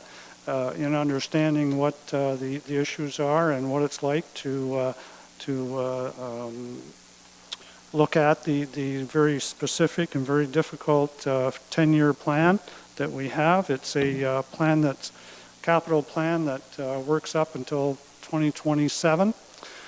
We have an operating budget and a revenue of over $1 million annually. We put anywhere from $100,000 to $200,000 back into Norfolk County. And as a patron, I'd like you all to say thank you. The patrons of the Marina contribute the bulk of the revenue to the county, and we're all very interested in any dealings that we have. You have 1 minute left. Thank you. And we're very interested in the activities of the Marina. The ongoing infrastructure increases, or excuse me, the ongoing infrastructure upgrades that we have are spread out over a 10-year plan, sorry. And we think that it's the type of facility that should be continuously upgraded, and we feel that the plan is a successful one and should be continued to be scrutinized. You'll be looking at that very shortly, and we look forward to having further discussions with that. We think it most important as patrons that the infrastructure and now it seems flood management and wind damage management might be something that we have to take a more serious look at, but we'll be doing that, and we look forward as volunteers to continue to work with you in doing so. Your time is up. Well done. Perfect. Councillor Martin. Thank you, Mr. Chair. Thanks for coming, Paul. You referenced the bylaw and a few specific things in it. I guess I as being new to the committee, I have a couple questions for you. Specifically that, the committee should provide advice and input to the general manager. Is that happening presently? Well, currently we are providing recommendations. We've spent most of our term trying to get a good grasp on the operations of the marina. We think that we can do more. We have to work a little bit harder at putting forth solid recommendations to the manager. We haven't processed any through the manager to council as yet, but with the operational budget and the capital budget being reviewed over the next few months, if we have an opportunity to, we will be coming back to you to make suggestions on that. Yeah, that's actually an interesting point, because this council just sat down and had a conversation about gas docks and the implementation of new gas docks in the marina and the location of them. And I think it might have been helpful to have some comments from the committee as well as, just patrons in general. If I might add, I would think that it may be helpful. November is our last meeting, and looking forward, the committee will be taking a look at the bylaws, and we'll be looking at ways to perhaps fine-tune the bylaws to afford us direct input into activities at the marina. As had been suggested previously, there may be an opportunity for us to be more involved in discussions at council or through staff to the advisory committee to allow us to provide our input. We're volunteers and we're willing to help, and whenever patrons of the marina can step in and provide their input, we'd love to be a part of that. Thank you. Just a couple more. I think also, please remind me at the meeting, I think that the committee could be of help to this council when we look at the interim control bylaw in Port Dover and providing comments from waterfront, that aspect as well, connectivity and walkability and whatnot. Just lastly, I wondered if you could share with council any specific plans that the committee has discussed for the marina in the future. We've talked about staff and the capital budget and the operating budget and the 10-year capital plan for that, but does the committee have a vision where to take the committee, or the marina, or are you just kind of sitting and discussing issue by issue? Well, thanks to you, we had an opportunity for each member of the committee to provide their own vision for the marina. To encapsulate that, I would say, from what I understood from the membership, the primary reason for, let me start over again, it's the patrons that provide the income and the revenue. And the patrons feel that providing a full service and a safe, secure marina is the most beneficial to us. Secondly, as a cruiser, my wife and I go cruising, we come back and we visit other places. We find that when we're cruising, we're on the water all day, we get into a marina. What we want is a nice hot meal, a hot shower, and a safe, comfortable place to be. And we'd like to see that for our marina. We have that, yes we do, but we need to continually upgrade. And I think it's beneficial that we look at that. The thing that we need in Port Dover as we continue to look at are ways to connect the isolated marina. As you can see on the diagram, we have a marina sitting over on the far side of the commercial basin. And on the far side of the pier,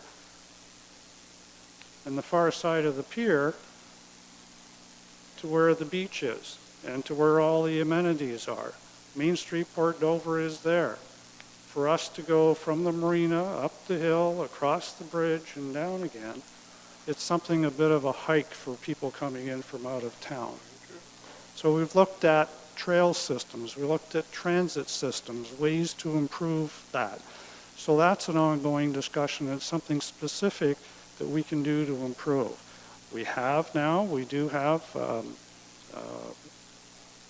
a walkway up there, but it's a bit onerous going up that hill if anybody's gone up the hill to the Port Dover, from the Port Dover Marina.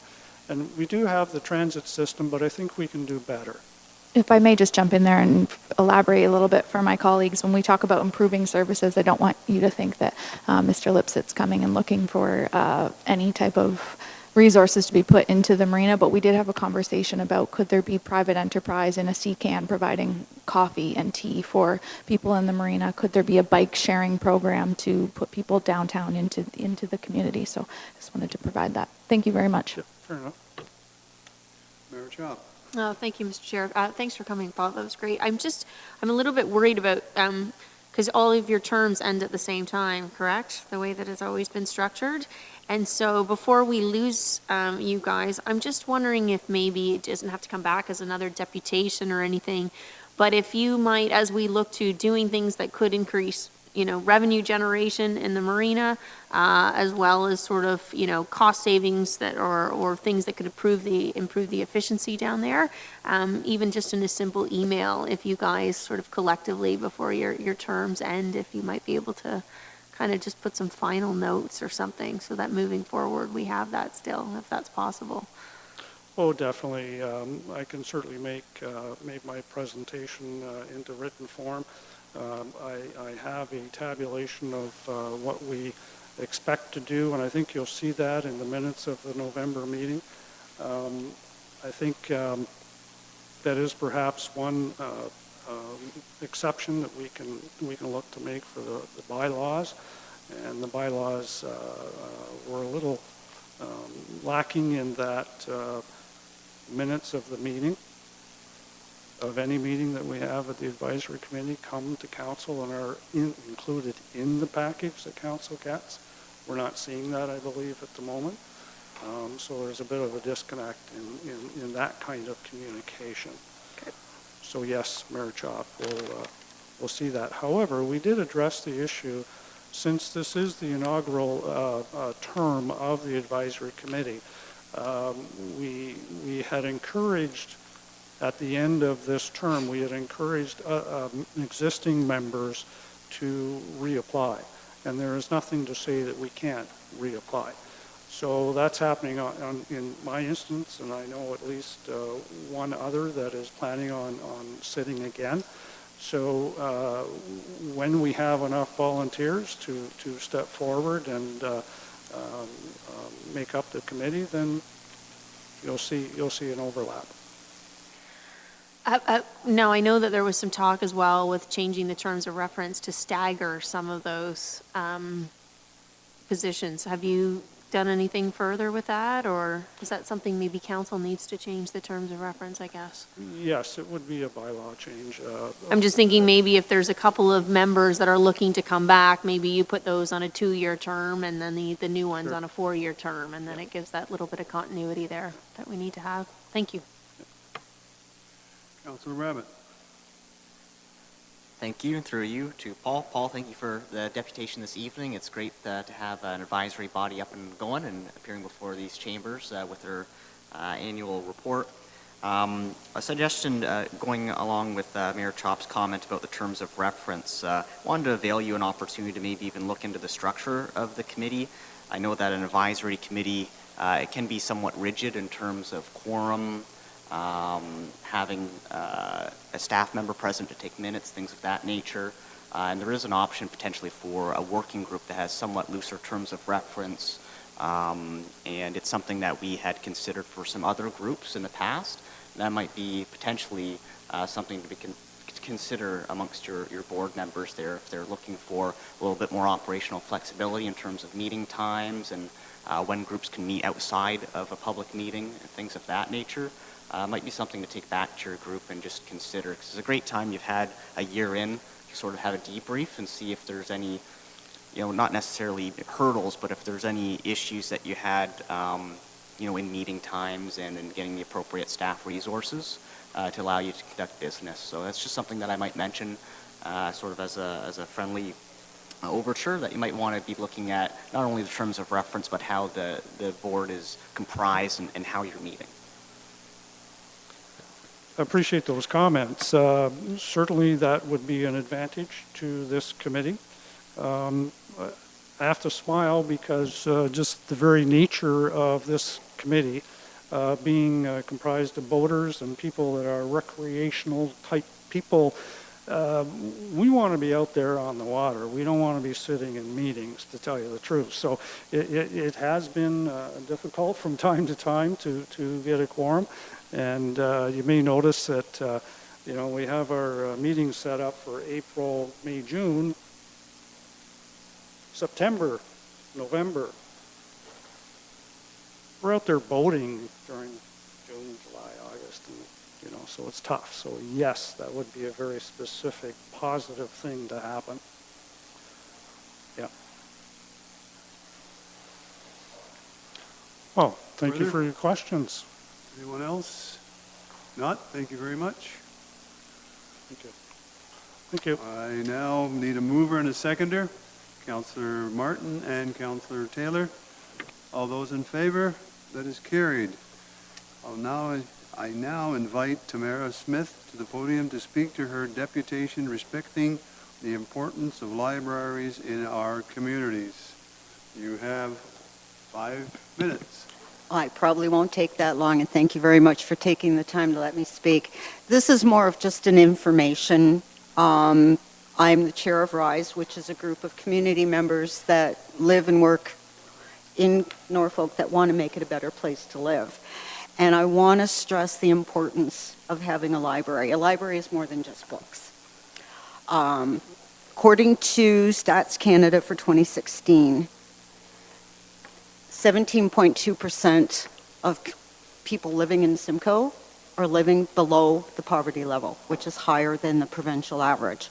So the library provides a place for people to go. If you can't afford a computer, you've got free computers. Same with the internet. There's TV with cable. So it's also a gathering place for a lot of groups. RISE meets there, the Speakers School. There's the Canadian Mental Health Association. I'm kind of losing my tongue here. There's even access to sewing machines. You can take some of the toys home. There's free use of a 3D printer. The only charge there is for the filament that you use, and they charge by the ounce. There's a free film studio. For those that are living in restricted housing, it's a warm place to go in the winter. You can get a cup of coffee or tea or hot chocolate for $1.25. Cheaper than Timmy's, cheaper than a restaurant. If it's in the summer, it's a cool place to go. They have air conditioning, and you can get a cold beverage as well.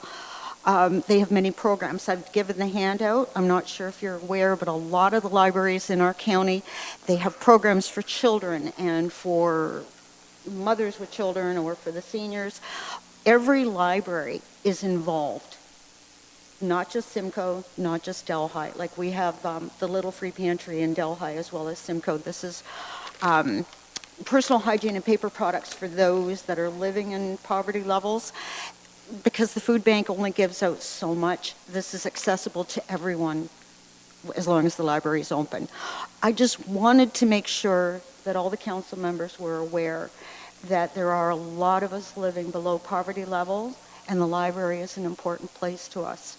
So, it's a passion of mine. And we'd covered this in Speaker School, and I thought this would be a great way to come out to council. Keep RISE in your attention, as well as the libraries. And I thank you for your time. Thank you. You did a good job. Thank you. Mayor Chaup. Thank you. Thanks for coming. You said a couple things there, actually, that I really liked, and that I think is kind of the shift that we have to start thinking about. But you talked about people coming, I didn't hear books, actually. You talked about computers and internet and places for people to gather and so on and so forth. And I think that's the shift that we're seeing in the libraries is people wanting that technology component and so on and so forth, right? That it's not just about books anymore, the library, it's about something else. And in this case, ensuring that you have that community space for people to come to. And like I've noticed they've even got an area there where you can charge your cell phone. So for those that, you know, that don't want to raise their own hydro rates, heaven forbid, you can go in there and, you know, take that 20 minutes and charge it up. I mean, just some of the things that are accessible there, I didn't even know until I took a look. And it's like, oh, like today I found out they got sewing machines you can use. Like if you need to, you know, fix a zipper or, you know, patch your knee in your jeans. And I was like, okay, I didn't need to go buy a sewing machine because I could have just used one there. That's brilliant. That's great. So thank you. That's all I wanted, just to kind of, you know, educate people a little bit. Thank you very much. Any other further? A mover and a seconder, Councillor Taylor and Mayor Chop. All in favor? That is carried. Now, we are going to get into the general announcements. I guess we have communication staff report. From Taylor. Yes, we have to deal with that. Go ahead. Good question, Councillor Taylor. The notice of motion, is there an expediency that's, I'm assuming, to this, right? Yeah, I was going to see if we could waive the rules of order. So I was just going to suggest, instead of the notice of motion, since as the chair I'm able to add items to the agenda, why don't we just add it as an agenda item to the next council meeting? Amazing. Perfect. So you can just provide it to Stephanie after, and then she'll add it to the council meeting. Okay. Go ahead. Yeah, through the chair, that's an excellent option that we could have. Aside from that, we could have had a 2/3 vote to waive the rules, but this certainly works, and we'll add it on for November 19th. Okay. Moving on. Communications, none. Staff reports, discussion items, none. Motions, none. Notice of motions. General announcements, and I believe that we have one, and that would be Councillor Columbus. Go ahead.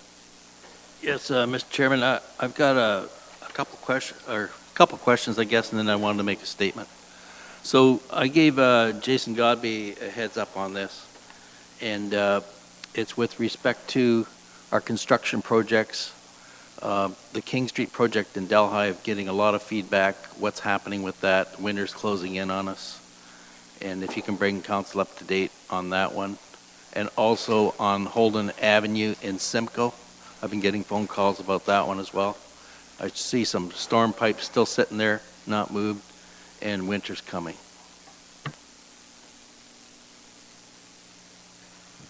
Through the chair to council, I have three specific engineering projects that are on the go right now that I'll bring you up to date with. I'll start with College Street in Waterford, just to get it out of the way.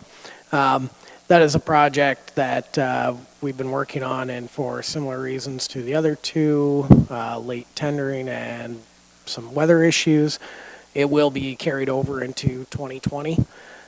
Specifically, what we're looking at is John Street to Norfolk Street, including all the underground on John and Norfolk. That is going to be completed this year. Curb and asphalt is looking to be done in December. College Street from Norfolk Street to Robinson Road, including Arthur Lane, will be pushed until 2020. Okay, so King Street in Delhi. Currently, from Mill Street to Main Street, all the underground pipes have been installed, and the granulars are in place on that road. Curb and asphalt is expected to be done over the next couple of weeks here in November. They're currently working on the underground on King Street from Queen to James. They're expecting curb in late November and asphalt in early December. The section of King Street from Main Street to Queen Street is going to be pushed into the 2020 construction season. And on Holden Ave here in Simcoe, We're basically looking at water main, storm, and sanitary are complete from Beckett Boulevard, basically halfway between Sunset and Royal Road. That's kind of the lower portion of that construction zone. The storm is being completed right now from Royal to West Street. That's what you're seeing piled out there. That is the last stretch of underground to be completed. They were working on water main connections, basically starting today, and that would complete all the underground pipe work once those last few segments of storm pipe are put in the ground. They're to be placing granular material back on more the northern portion of the road, kind of the downhill gradient there, and looking at curb installation to follow. It was weather dependent. I honestly don't know whether they started that today or not, but on Friday that was the intention, that they'd be starting the process of rebuilding that road this week. We're looking at curb completion and base asphalt. Those being weather dependent items, they're hoping that it's going to be early December when some of this gets done, but this project, in order to get it complete, will be pushing well a week or two, maybe even 3 into December. Unfortunately, that's the news story that I have for you on those 3 projects. If you have any other specific questions, I'd be glad to discuss. Councilor Rabbit. Okay. Thank you. Through the chair to Jason, I had also asked for an update so that you wouldn't be ambushed and could come prepared, so I do appreciate that this evening. Thank you for sticking it out to the end to answer our questions. I did want also an update just on 2nd Avenue in Simcoe as well. I've received quite a bit of correspondence for that stretch of road. And I do appreciate you giving us the update on College Street, King, and Holden there, but there's just one more that I was hoping I could get an update on. And if you don't have that information available tonight, we can always have something come back on the 19th. Through the chair to Councillor Rabbits, I don't have an update on 2nd Ave. I never even, be honest, I never thought to even ask the guys about that one. That being said, I know we're looking at the 19th, 2 weeks away. I will, at that time as well, bring back more of an update on those other 3 ongoing projects, 2nd Ave included, there, just so that we can hopefully continually keep that message out there as to where these projects are at and how things are proceeding. I guess I'll also seize this one moment to say, that we understand that there's been a lot of issues and a lot of upset residents in and around the area of some of these sites. And I guess just from a public works standpoint, I offer our apologies for the inconvenience to the public out there. We understand that it's always difficult living through any of these reconstruction projects. They are a massive inconvenience to a lot of people. And, we're trying to do our best to get these wrapped up as quickly as we can and get out of everybody's hair, hopefully for a long number of years before we have to get back into some of these areas. Okay. Councilor Taylor, anything you want to go further on? Okay, I was going to go around, but that's fine and dandy. Okay, go ahead. Mr. Chairman, I wanted to make this statement, and at the October 15th council meeting, council made a decision choosing a location for the so-called All Norfolk Hub. The decision was made in closed session. Therefore, councillors were not given an opportunity to speak or debate the decision in public.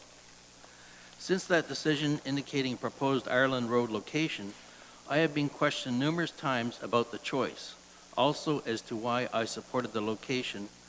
For over the course of the last 2 years, I spoke publicly in opposition to this non-central Ireland Road Norfolk location.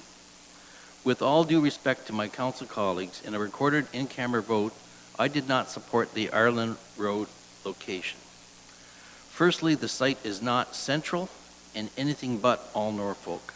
Of the 14 or so locations studied, the selected site is the least accessible to those living furthest west. The way I see it, Norfolk West residents and taxpayers are being shortchanged for sure. However, I do agree with the replacement of the aquatic center as soon as possible. Also, the Simcoe Senior Center is in immediate need of a replacement home. And with recent news, they cannot wait for a new home years away in a hub. Also, they have stated over and over again their preference for an accessible downtown Simcoe location. I do not buy into the idea that the Simcoe community is in need of 2 NHL-sized ice pads, as we are all aware that ice sports registrations continue to decline in recent years. Many ice hockey parents are already cash-strapped, and not all communities can muster up a tournament. I too must question Fanshawe College's future significant financial contribution to the Ireland Road project site. Fanshawe College land does not abut the proposed Ireland Hub site, which would be a three-quarter kilometer walk down the Ireland Road, which road too will have to be significantly upgraded. In my opinion, not all the proposed facilities need to be located in one hub complex. Smaller and less densely populated communities like Norfolk should be able to access equal federal provincial dollars for standalone facilities. Had the choice been made to locate certain of these facilities downtown Simcoe, especially when the county wishes to revitalize the downtown, would certainly have been understood and acceptable by most all residents and taxpayers of Norfolk. As it stands today, I see the Norfolk community as divided on this major issue. Thank you. Mayor Chubb. Thank you, Mr. Chair. I have no problem debating some issues, actually, that we have gone through in closed session, some others with some recorded votes, and having that discussion in open session once the decision has been made. But I would hope that in the future that the courtesy would be given that you could let us know that you intended to make such a speech during the general announcement period, that it would give your fellow colleagues the opportunity to also prepare and speak to an issue such as this. So I am more than happy in the future, certainly as the chair, if you have an item like that from closed session. I think that actually the Robinson Administration Building is also something that perhaps should come to light in open session here, given the rumors that I've heard circulating throughout the community. So again, I appreciate your comments, but I hope that you could let us know in the future and then give us an opportunity to put it on the agenda and have a proper debate amongst all councillors so everyone gets to share their opinion equally. Mayor Chop, as an elected representative of Ward 3 and of Norfolk County, I don't think I have to give such notice. There's many times where you bring things forward where we are all surprised. Thank you. Okay. Councillor Taylor, anything? Mr. Councillor Michele? Thank you, Mr. Chair.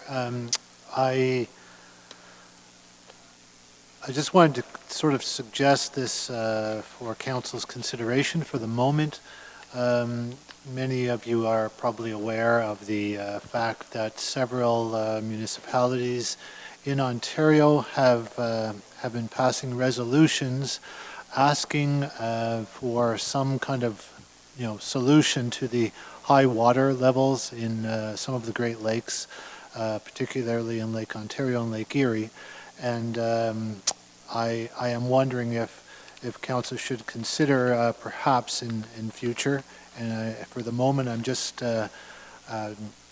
making this statement about that perhaps we should be communicating our desire to have the level of Lake Erie's water lowered to some degree, which currently the International Joint Commission in their Plan 2014 has been keeping the level of Lake Erie artificially high, and obviously many people have been suffering on the shores of Lake Erie from this high water, and the recent storms have really brought that to light. So I do want to just put that perhaps in the mind of Council for perhaps the near future, that we might consider that as a possible course of action. Thank you.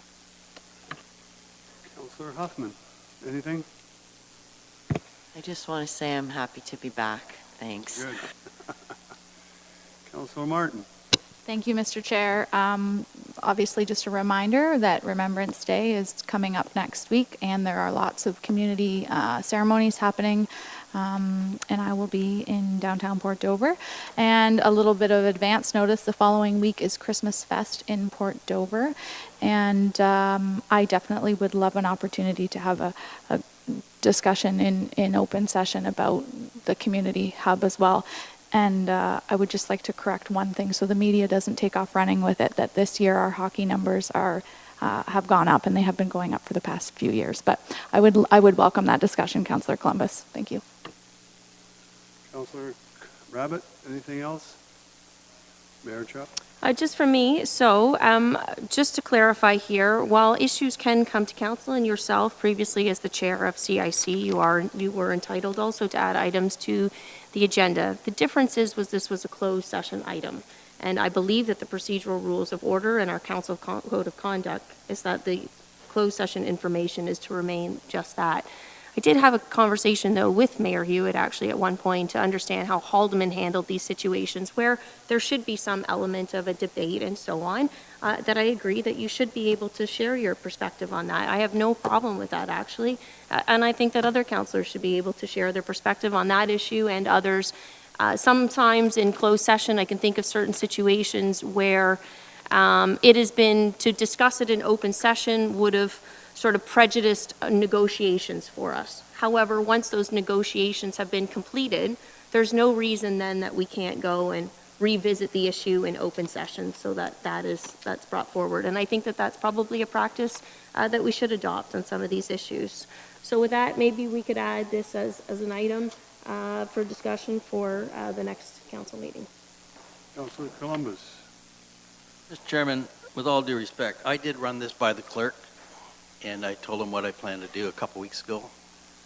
He informed me that it was okay to do it because the stuff's already come out of camera, okay? So that's why I did it.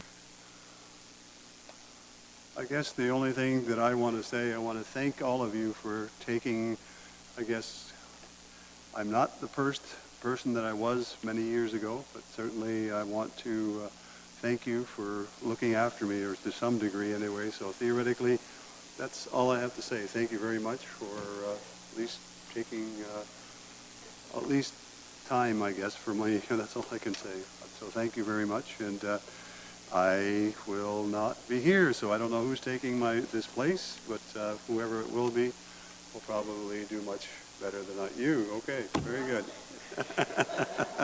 Okay, thank you very much. And yeah, sorry? I think you have one more. I know I have another meeting. Yes, I just wanted to say this. I need a mover and a seconder to close the meeting. Councillor Michele and who did I see on the other side? Hoffman. She's taking over. So all those in favor? That is carried. It's over. Thank you.